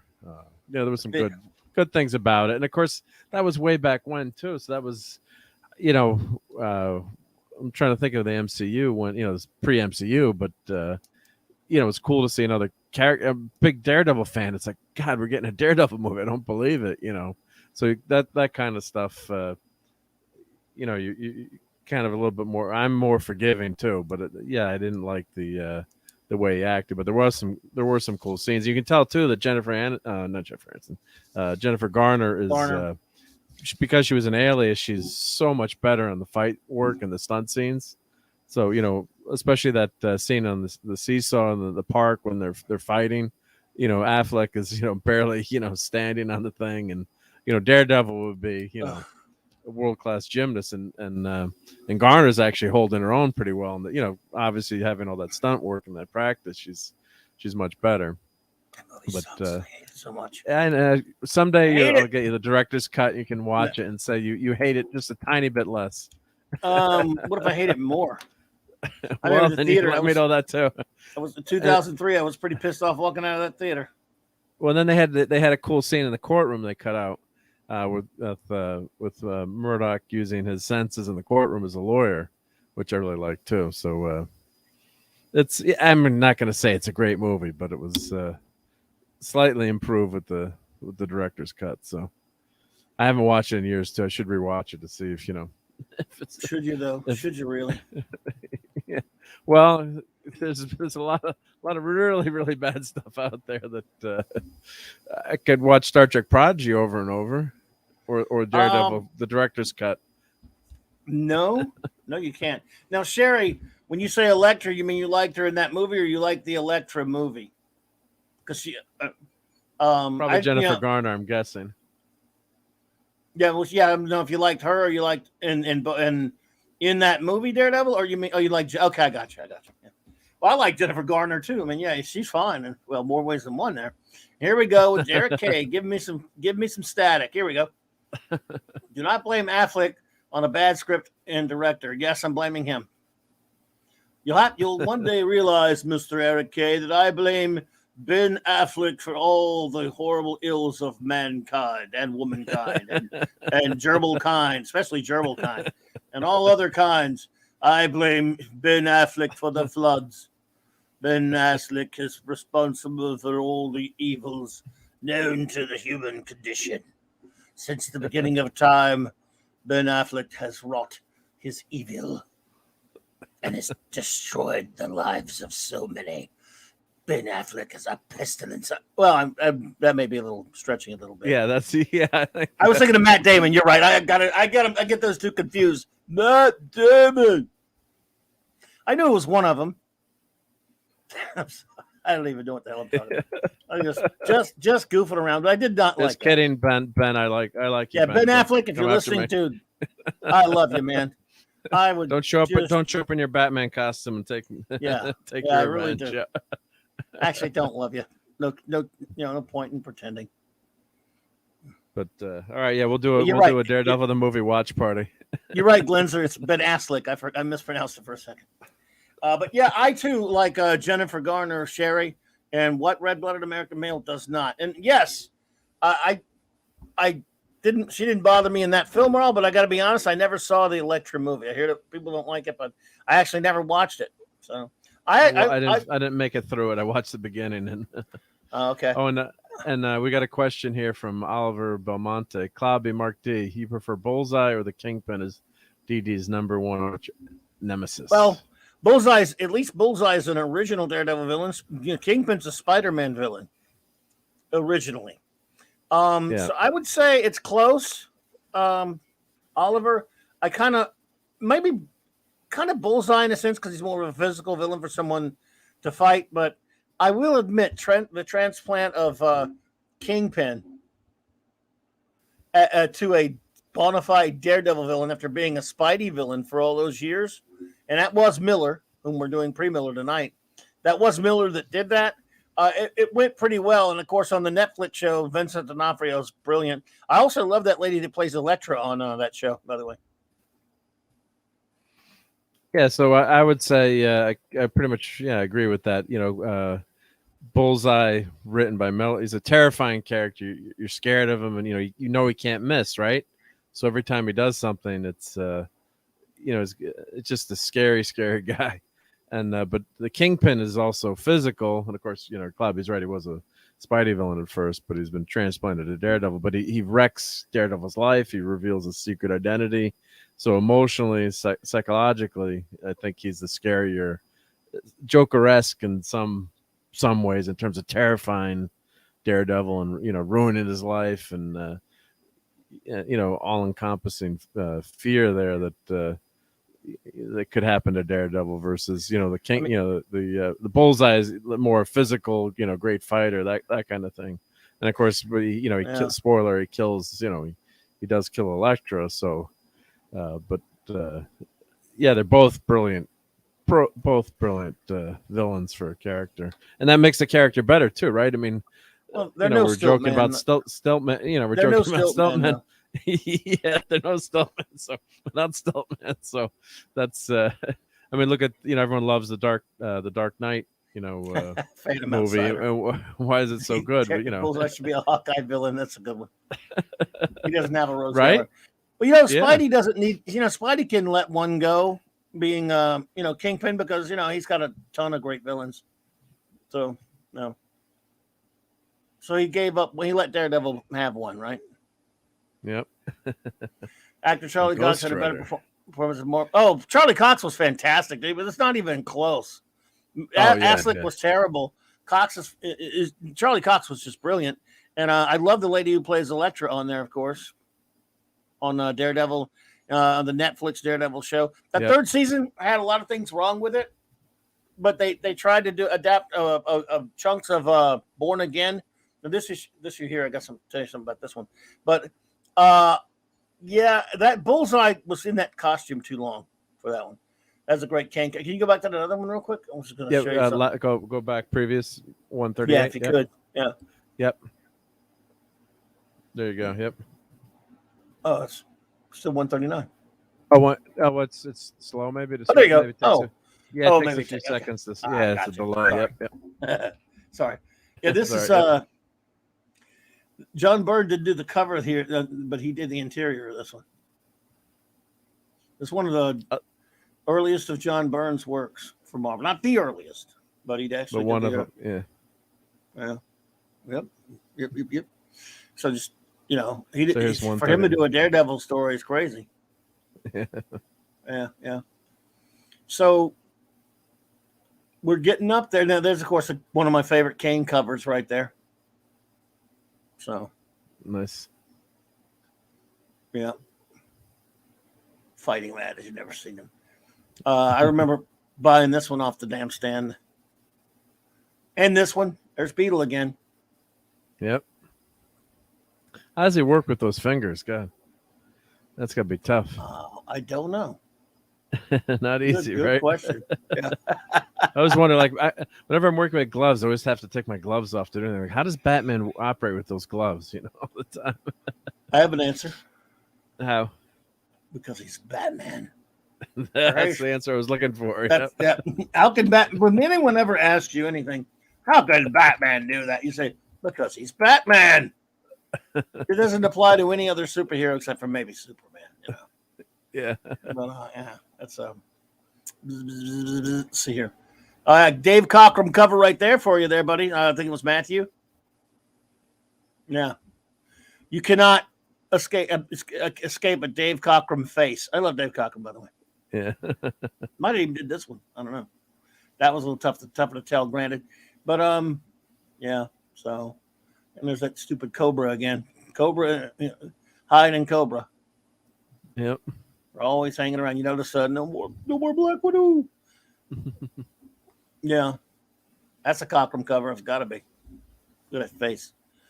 Oh, I love Dave Cockrum. A lion's like, I will kill you, Daredevil. Why are you on this roof, by the way? Why is a lion on the roof? I don't know. Yeah, I don't know. Because it looks cool jumping off and will help us sell more books. Yep. Yeah. How do you say her name, by the way? Oliver, how do you say Elodie? It was, I think it's spelled Elode. Young, right? We need Raquel to help us. Yeah. I don't know. I've never known. I've always wondered how to pronounce that lady's name. But she is lovely. I love her. She was great in that. Yeah. Yeah. A lot of people criticize her as Elektra. French. Yeah. Yeah, she became a black belt in her late teens, earned a law degree at University of Paris with the intention of becoming a judge. Now she's an actor. Yep. What a slacker. Come on. Black belted lawyer. She could, yeah. She's Cambodian and her mother's French. Yep. So thank you, Sherry. So it's Elodie. I saw sort of kind of the way it looks then. I see. Thank you, Sherry. I appreciate that. I've always been. I guess what throws me off there, Sherry, is just I've never seen that name before. So it makes sense. Yeah. Occam's Was razor, right? there's an accent aigu on the E, Uh-huh. so What now? there's an accent on the E when you say her name that you can't see. Elodie. So Okay. Yeah. Elodie, yep. Oh, I got So you. that's It's French, yeah. So it's French, yep. Yeah. So my dad always said I had the worst accent, so I won't try. But it's Elodie. Well, she is um, Elodie. Elodie. She is quite lovely. so Yeah. Hello. she L-O. I got you. L-O-D. Okay. L-O-D. All right. Oh, that's interesting. yeah Hello. Hello. Hello. Hello. Hello. L-O-D. Well, yeah. I'm sure if you met her and she'd tell you the name and it's okay. I was saying E. I'm a dumb arse there, but thank you, Shelley. I appreciate you. I appreciate that. So Yeah, recent work. She's in the Hitman's Bodyguard and the Secret Society of Born Again Royals, a Disney Plus film, and then she's okay. in Love, Death, and Robots, which is a great anthology series, and The Cleaning Lady on TV. Yep. We're never gonna get a.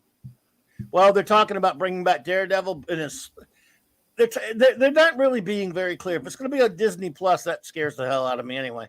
And it's going to be not some of the same cast, but maybe a soft rebooter to keep talking about. How about just pick up where the show left off, jackasses? Yeah, that would work. And if you're going to be on Disney Plus and you don't want to be quite as really disgusting and violent, I'd be okay with that. I love the show, but it was disturbing. It's like Punisher was disturbing. I mean, we're watching Punisher now that I just rewatched those Daredevils, and I certainly wouldn't hurt my feelings if you guys were a little less gross and graphic and violent, but still I like those shows. And if you're going to be on Disney Plus, you want to tone that part of it down. You can tone that part of it down without changing, without completely changing course or quote unquote retconning anything. Keep it in the same. Just do season 4 of Daredevil if you can get everyone back. But they probably won't. And if they did, I don't know if they could do a good job at it anymore. I don't know. I have no faith in Disney to do it now. There's a good Kane cover right there. Yes, I agree. You don't need to make things super gory to be terrifying or scary or well done either. I mean, it's you can still have the same impact. You just need a good story. You need a good story and good acting. You don't need the blood and guts to right. And they are bloody. They are super. I mean, to the point where it kind of repulses me, and and yet it's still good, and I like it. I'm not saying they shouldn't be able to do that. I'm saying I think they do take it way too far with the blood and guts and the extreme horrible violence and the horrific stuff. Personally, for me, I guess because I'm old, but I still like the show. It doesn't make me not like the show because it just makes me going. Is it really necessary to do that? I'd say no, but I'm not the boss of them. But it's like swearing. It's like swearing. It's like, do you need to always swear to make to make things funny? It's like, yeah, once in a while swearing's appropriate, but you can still be a great comedian and not swear. So that's the car door slam was pretty disgusting, and even that was mild compared to some stuff later. It's just absolute. Look, that's why I tell everybody, look, that Daredevil show or that Punisher show, they're really good, but if you're not someone that takes the violence, you're queasy, yeah. If you're queasy, if you don't really like extreme excessive violence, not cartoon violence like in RoboCop, which was pretty violent, which I love. RoboCop. Really, really over the top. Really just unnecessary. Then it might not be the show for you. You got to watch that. Like the Punisher. It was the Punisher, and he goes to the gym and he wipes out the Russian guys in the gym. That was pretty brutal. That was second season 2. Yes, I just season watched 2. That was a brutal scene, and that it does fit for the Punisher, right? But if you showed that on Disney Plus, you cut out a few seconds of each scene, I guess. But does it make it less impactful? Yeah, but I don't even know if those are on Disney Plus yet. Yeah, no, but could you show that? Could you show that? No. Obviously you can't. But if you toned it down a little bit, would it have the same effect? Or like I think you can. Leave things to the imagination. Yeah, there's ways to do it. But like the Daredevil movie, the end when Daredevil takes out his knees. I mean, I cringe every time I see that scene, but it's really not that graphic. I guess it's just maybe it's the idea of it, where he does the double kick and boom, go down go out go his knees, but they're not showing it, but directly. But Daredevil, it says Daredevil's just as horrifically violent as the Punisher. This Paladin, Marvel's version of Paladin, not the Have Gun Will Travel one. Yeah, but I mean, it's just extraordinarily. When I'm watching that, if it wasn't because I love the character of Daredevil so much and I kind of put up with it, I wouldn't watch that show. Just like, even though I'm not even a Punisher fan at all, but I do like John Bernthal. I thought it was great on season 2 of Daredevil. So I watched his show. I think it's, I'm rewatching it now. I like it, but I'm not the biggest Daredevil. I am a big Daredevil Punisher fan. I'm not the biggest Punisher fan, but I watch it for him, and it's a good show. But if I wasn't like a super, super fan of Daredevil or Punisher, and I knew about that violence, I probably wouldn't watch that show. Yeah, because I used to watch a lot more horror as a kid and young, years ago, and I've kind of skewed away from the horror and like the Saw kind of series. I know people love that series, but that kind of violence, like when I get near the food the food dispenser in the sink, I always think of that scene and in those movies, it's like I can't watch that. It just flipped you out. Yeah. So Oliver Beaumonte is asking, Clobby, did you like or dislike Daredevil's Shadowland storyline where Dark DD killed Bullseye Electra death style? That would be one I have never read, Oliver. This was probably way after my time of reading those Daredevils. I didn't like. I pretty much stopped after Miller left the first time and went back for Born Again, and then I left. There are any of the other runs on the series I didn't. I think I liked the Carl Kessel one for a while, the Kessel run. But for the most part, I did not read that one. And there are a lot of runs I won't pick up because, again, it's kind of what the point of the show tonight was, kind of like the pre-Miller Daredevil, the show that it was the time when it was kind of just a fun-loving, comic book that had comic book violence and comic book situations. And then Miller took it into the seriousness. Many of the runs after Miller, even though I admit I liked Miller's run, Oliver, I never picked up the book a whole lot after that. I think I picked up Carl Kessel's run, again, the Kessel run, with Kerry Nord. Yeah. I wonder what issues were those, Oliver, if you could put in. I'm trying to remember. But yeah, if you could let us know when that was, it might ring a bell, Oliver. And then Eric K was asking, why did Bullseye cut the target in his head? And then Phantom, of course, is saying that was only in the movie. Yeah, because Eric was saying that seemed kind of silly to carve a bullseye in your head. Yeah, he just wore the costume. That was in his head. So a bloody costume. So in the so in the movie they had him without the bullseye costume. So, but there you go. Yeah, there you go. Charlie Cox wasn't even really a ginger. Daredevil's supposed to be a ginger. Yeah. Yeah, that's probably a good cover. Save the gingers. Yeah, that's cool. Yeah. But yeah, I just didn't look at a lot of runs after that. I got, that's a Kane cover probably, but I didn't look at a lot of runs after that at Daredevil. Once in a while, I would peek in on one, but I don't know. I did not. If with Kevin Smith's name on it, there was no way I was even going to touch that one. I didn't like the Kevin Smith one. So yeah, if you can give us a basic idea, Oliver, of when that was, might shake the memory loose or something. And this is when we were getting to a lot of hacks. Roger McKenzie was a good writer, but they had somebody like Carmen Infantino or somebody, and some of these guys who wrote, some of these artists, who were past their prime doing something, they were just doing fill-ins. Black Widow's back. Yep. Still looking good in that costume. Yep. Yeah. I think Gene Colan even came back for a while and started doing some stuff. Look at that one. Wow. That one I think I bought. Daredevil fighting Daredevil's Murdoch, Matt Murdock, the manager, right?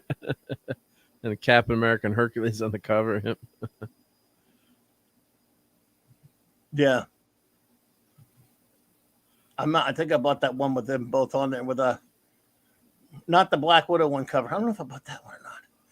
God, my memory's garbage. I hate my memory, but I think I did about the one with him on them on the without the two different Daredevil costumes. And now we're getting close to one of my favorite Daredevil issues of them all. And you know what we're getting to, though? 160 in the hands of Bullseye. Yeah. Oh, you're 160? Got I was looking at something. Did you go to one? Did you look at 158? Here's 158. Yep. Well, You know what it's a slight delay, probably. Yep. You know what 158 is? No. Very first Frank Miller art. Oh, there we go. Yep. Yeah. Now we're not officially in the Frank Miller era yet, friends. We are in the Miller art era. The guy, Frank Miller, who changed comics along with Alan Moore, for better or worse. You may have a different opinion. Only doing the art chores at this point, with Roger McKenzie writing the comic, and that's the guy that Neil Adams said had no talent and shouldn't be drawing comics. Yeah, look how good that for a first comic. Yeah, I mean, just now he done some comics. This is his first Daredevil. First Daredevil, yeah, and that's his cover. That's his cover too. Look how good that figure of Daredevil figure is there. Look at the 159. It's a great cover. Look at the cover on 159. Yeah. And this issue will set you back around $160 today.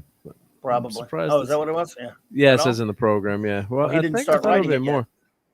Well, yeah, it's 10 issues before he starts writing it. Yeah, 168 is when $200. That's because he started writing and drawing it. Yeah. Yeah. That was his first issue to write. Yep. Yeah. So but still 150. Yeah. Look at the cover of 159. It's amazing. So and, I wish I had no talent like that. And you can tell this is this is a tonal shift to the covers, right? Just it flips. I mean, it's just it's like an error has changed, like right with this cover here, this 160. It has. Now it's still the book. It's a little darker at this point. He and McKenzie are trying them again. By the way, at this point, yeah, look at that on that cover. That's something you wouldn't. I mean, it's getting crazier. At this point of the series, at this point of the series, it was bi-monthly.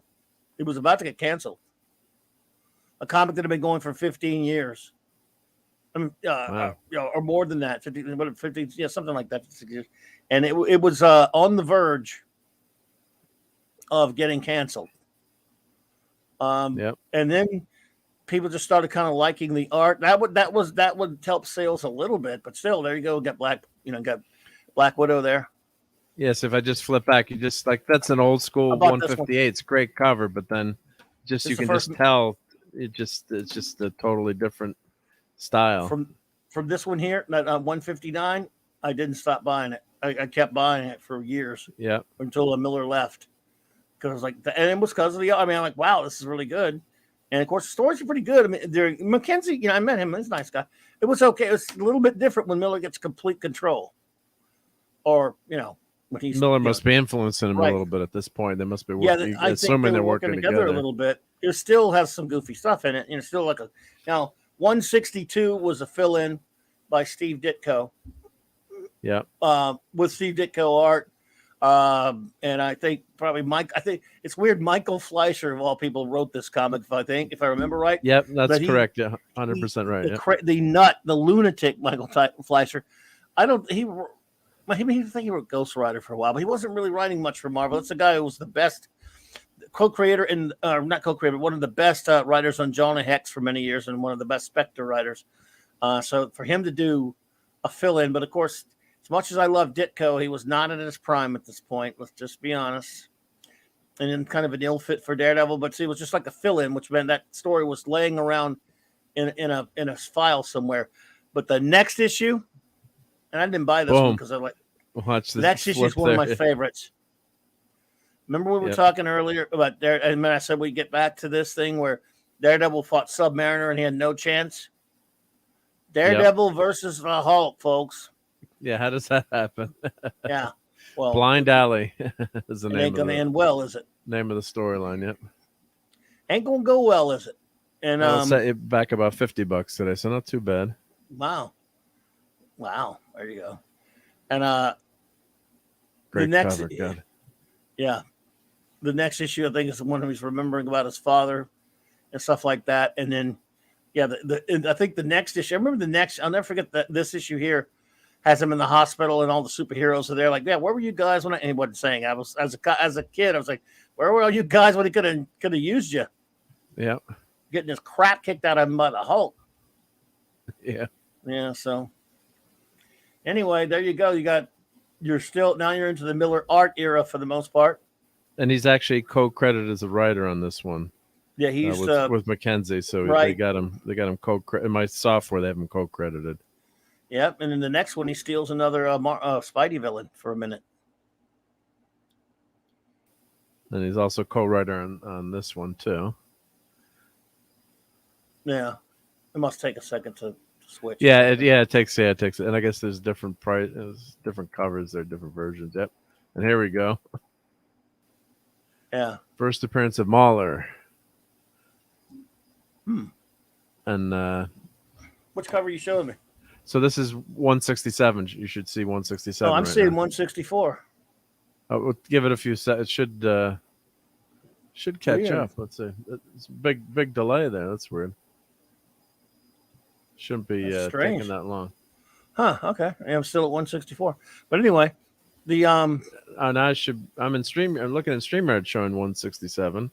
No kidding. That's strange. Yep. See 164. Are you watching on YouTube or are you watching in StreamYard? No, sir. Looking right at me, StreamYards, brother. I'm seeing. That's strange. That must be StreamYard messing up because I'm seeing that classic cover to 167 with the who was Mauler. You know. Hopefully now it's fine. Now it did finally catch up. Wow, that's a long delay. When I took my eyes out and went to another screen, went back to it. That's crazy. Man, this was actually written by David Michelinie. Filled in an issue. I think it was like a fill-in issue or something. Yeah, which was kind of weird. And then we're back to Gladiator. Yep. So go to the next one. Yep. No, Gladiator was not back to Gladiator. It was already Gladiator was before that probably. Yep. So my memory sucks. But now here we go. We're doing pre-Miller. And now when you get to 168, right now. Yep, I flipped it back to 168. There we go. Yep. Electra Nachos. There we go. Let's see. He's talking about Daredevil Shadowland. Oh, there we go. 508 through 512. Way back in 2010. No, Andy Diggle. No, I was not buying the title at that time. Thank you for letting us know that, though. And for those who were curious, if you're listening later, Oliver Belmonte mentions a book called Daredevil Shadowland.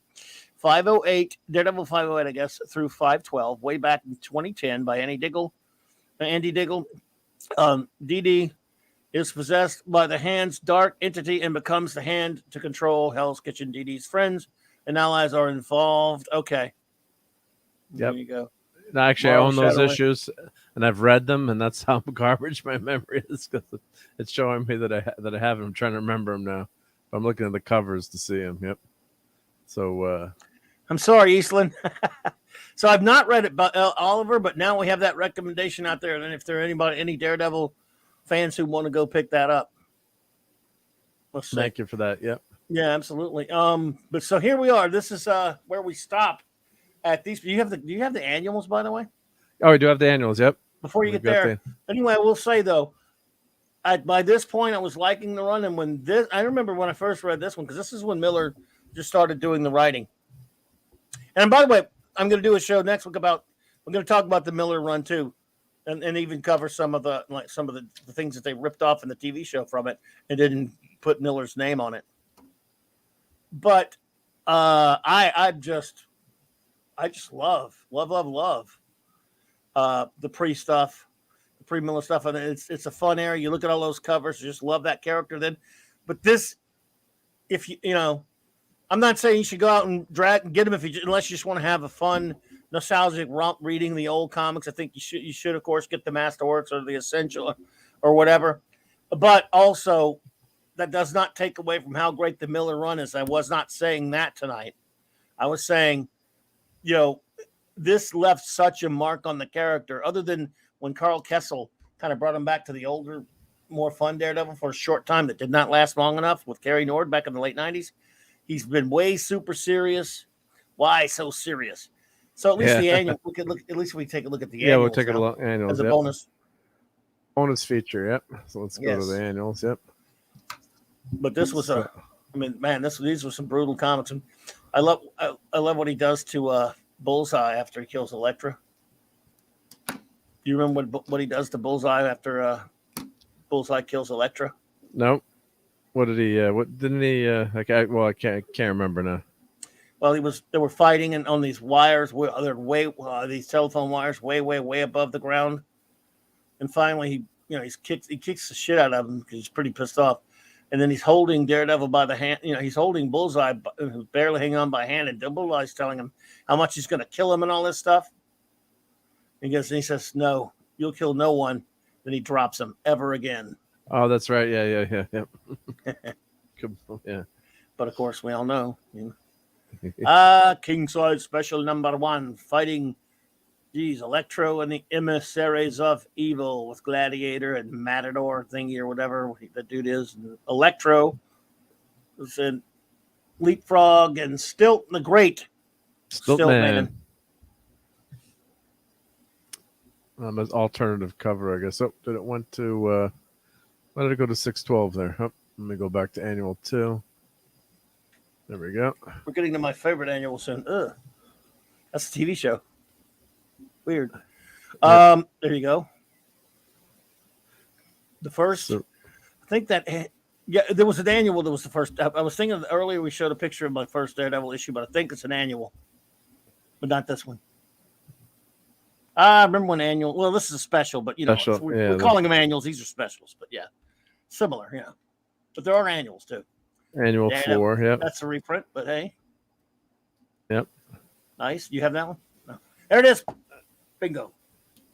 Wait, we gotta go back. Yep. That number 4? No. You had it. Let's say it's there it is.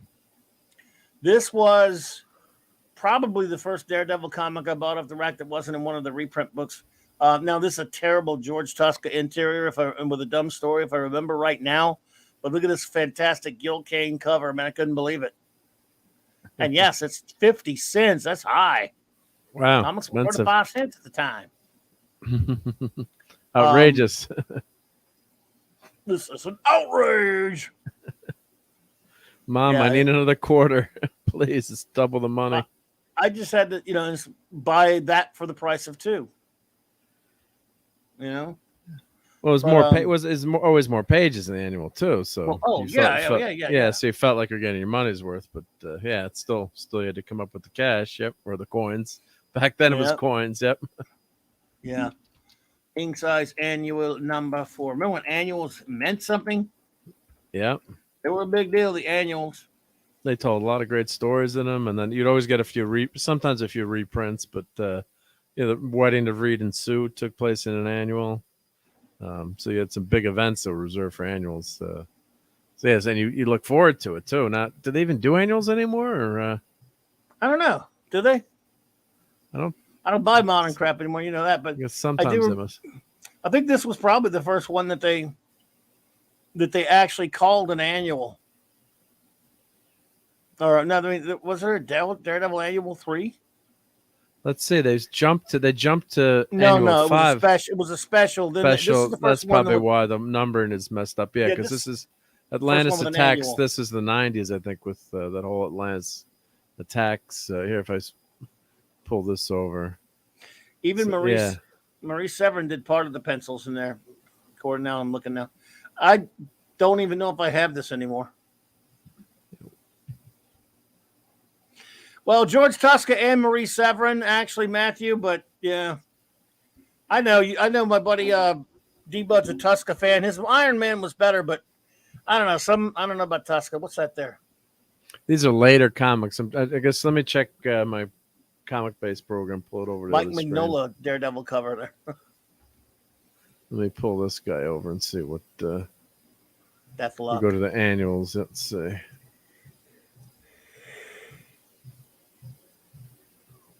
So it should list the annuals on the bottom. Here we go. Yeah, 4 was So- the first one called an annual.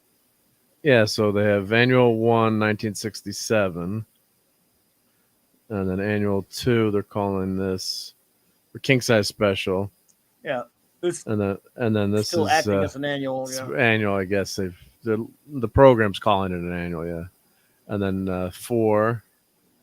So that would have been out in 76. Reprints. Yep. So right, French. yeah, and then annual 5 is Marvel Age of Atlantis. But what year is this? This is That means they didn't do it annual after that annual. 18. 4, Yeah, that was they it. did Yeah, this so till like the 90s. Right? 89. Yep, 89 89? annual. Okay. That's what. Yeah, that's what I thought for 80. Yeah, Yeah. 90s. Yeah, I remember that whole slew of annuals were tied together. I don't know if that was one of the first time they tied all the annuals together. It might have been, but when they started doing all the multiple storylines, and as much as I love comics, there were some things that really, really pissed me off. It's like, stop with all the crossovers. Crossover. Well, it was one thing when it was. I didn't like this one either. But I'm just saying it was one thing when it was in the summer.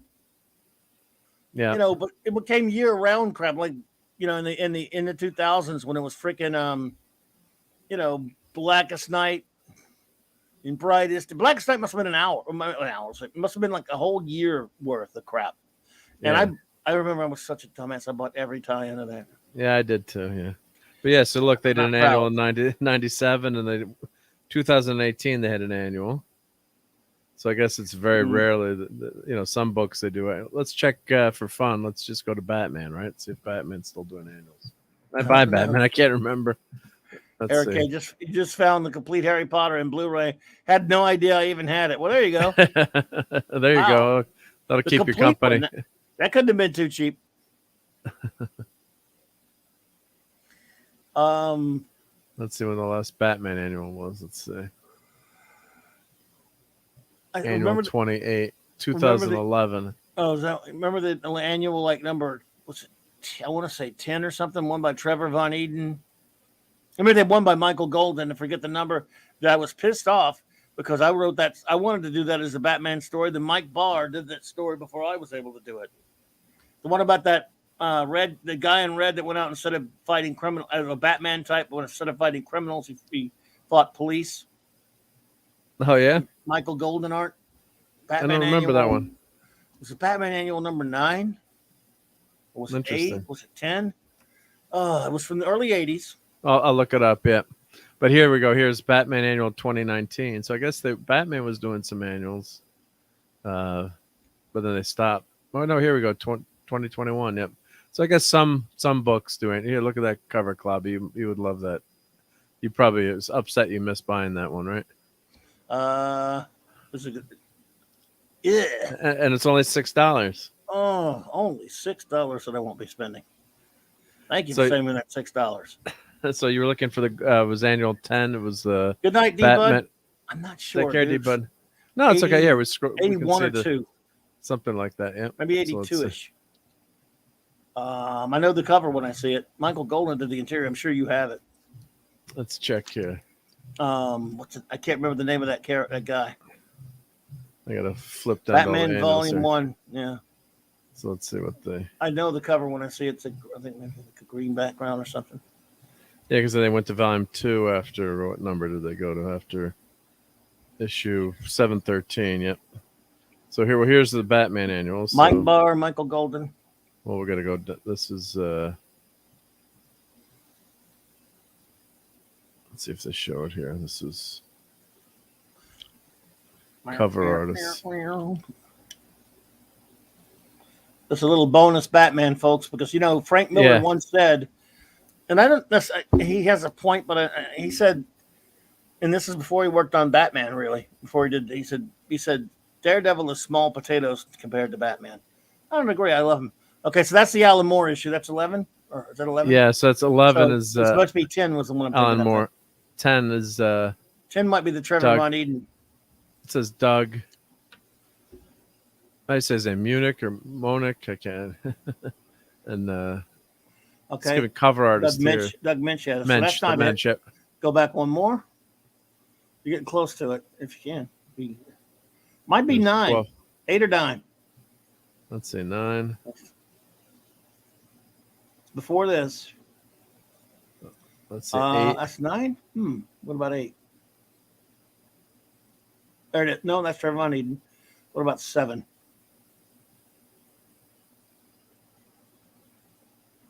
It's 7, yeah. 82. No 7? Yeah, oh, so you're just a delay with that 7 there. Yep. Okay, well that's then, a horrible looking cover too. It's just a bad low res. It Unfortunately, was an annual. Could it be a detective annual? we could check detective too. Yep. Let me check something. Let me go to name detective. Of that damn comic. I'll find it. And maybe I could have swore it was Batman, but it may be detective, or maybe I'll find it a different way. But look under Michael Golden's credits. Let's go to detective. Yeah. I got a way to look for it. Oh, you got to know how to look, I guess. Sometimes I'll find it. Yep. Well, you keep looking, but we'll both look and see. One of us will get it. Yep. It's definitely before they started renumbering. Oh, there it is. Batman Special. That's why. Oh, it's a special. Yep. Yeah, it was called Batman Special. It's Batman Special #1 from 1984. I wonder if they have it listed separately here. I just kept saying annual, but I forgot because like a dumb arse. I can find you a picture. I could. Well, here I'll have it here. Yeah, it'll have it. Let's see if. But is it part of the Batman series? You think? No, it was a special one-off. Yeah, here we go. Batman Special from 1984. There it is. There we go. Yep. Michael Golden. Yep. I do not own it, and I just saw Michael yesterday. I should have brought that to get signed. Yeah, he did. This was a story. I remember coming up with this idea for the story that I didn't run with it. I think Mike Barr wrote it. And let's see. Let's find Batman Special #1 so I can look in the database. It's about, how Batman, of course, was, warring on criminals because criminals killed his parents. In this case, a cop killed this guy's parents. Yeah. And he decides to war on cops and then wear a costume and like an anti-Batman costume. You see the picture? Okay. Yep. Like that. Yep. You got a picture of it? Let's see. Yeah. Well, the cover is up. Yep. Oh, there you go. Yep. Okay. Yep. So I guess, so it's like an anti, I said 84, didn't I?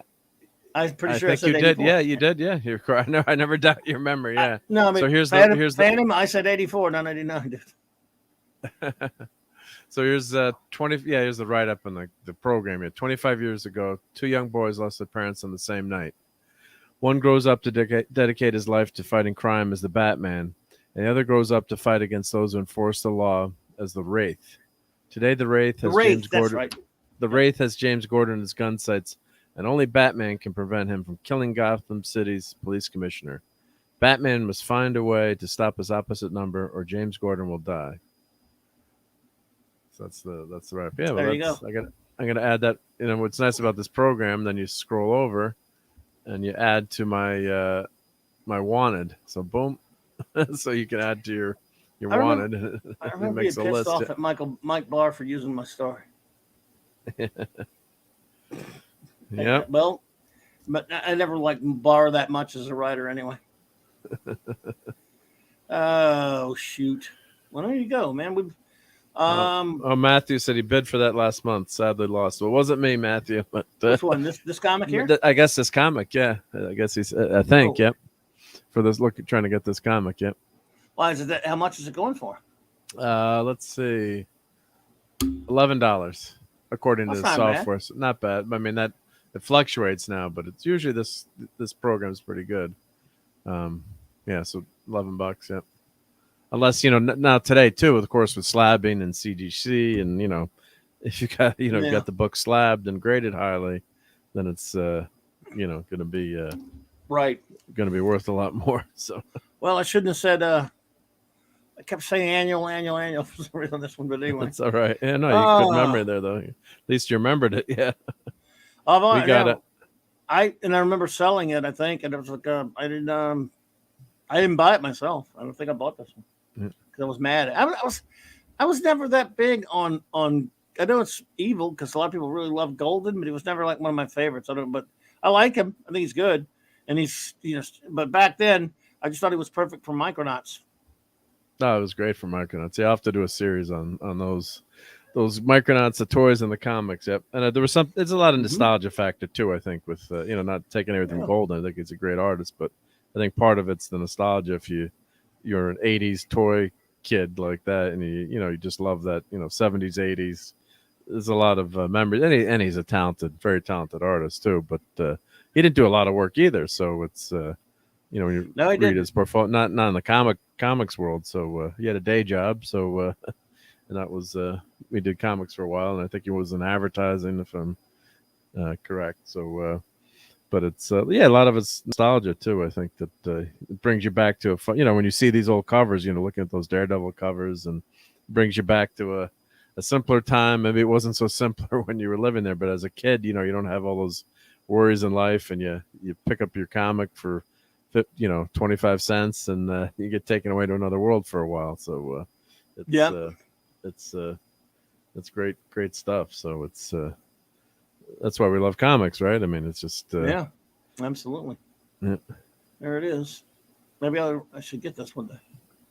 It's like a forgotten comic, right? Yeah, I never heard of it. And I like Michael Golden, so it's. Damn, if I'd only told you about this sooner, dude. Yeah, I blame you. No, no, just kidding. I was actually going to run down and get my Micronauts out of the basement and get some to sign, and then last minute and have a chance to do it. But it's all right. Someday I'll get get it signed. He'll be back. Yep. Well, yes, indeed. Well, everyone, I thank you all for hanging out with us tonight. I know it wasn't much of a top. We didn't much of a top without Mark. It would have been even worse because I wouldn't have been able to show those. Well, I would have been able to show the covers, but it would have been more bulky, tedious. Yep. I'm glad I could help. Yep. Anyway, but I want to thank everyone for hanging out with us tonight, and Wednesday night, I'll just be doing probably an open stream, unless I can think of something else to put in that slot. And then, of course, Thursday, the Global Geek Gang shall gather. And we shall, what shall we do? Do we have a topic? I don't know. We'll think of something. But yeah, we got that. And then, of course, Thursday night, the extraordinary Raquel Briggs and the great Monty with us. He shall join me for Clobby's Clubhouse. And I won't be singing that song like that. No. Yeah, can we do the Mickey Mouse theme? We have to sing it now. Of course not. Sherry, give me an M. Give me a C. Sherry, thank you so much for being here tonight. We appreciate you. And let's see who else. Matthew Poundler, thanks, buddy. Of course, the great Phantom Outsider, Oliver Belamonte, the great Eric K. Dude, I hope you're feeling better, buddy. Thank you so much. D. Bud Martin was here.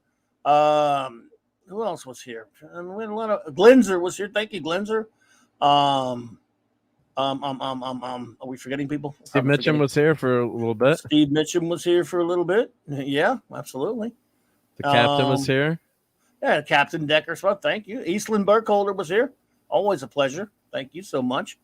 Yeah, we appreciate everyone for hanging out with us. And again, Wednesday night, open geekness. I'll be hanging out with you all and maybe just talking to you guys and let you.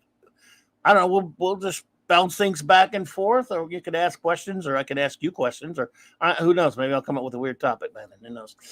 You never know. I can come up with some weirdness. And again, Thursday, Global Geek Gang and Clobby's Clubhouse, and of course tomorrow, Wednesday, Clobby's Comics Corner Spinner Rack Time Machine videos will be coming out Wednesday and one each Wednesday and Thursday, and of course Saturday night Star Trek. 9 p.m. Central Standard Time with the wonderful RM Raquel Briggs. So I want to thank you all for hanging out with us tonight.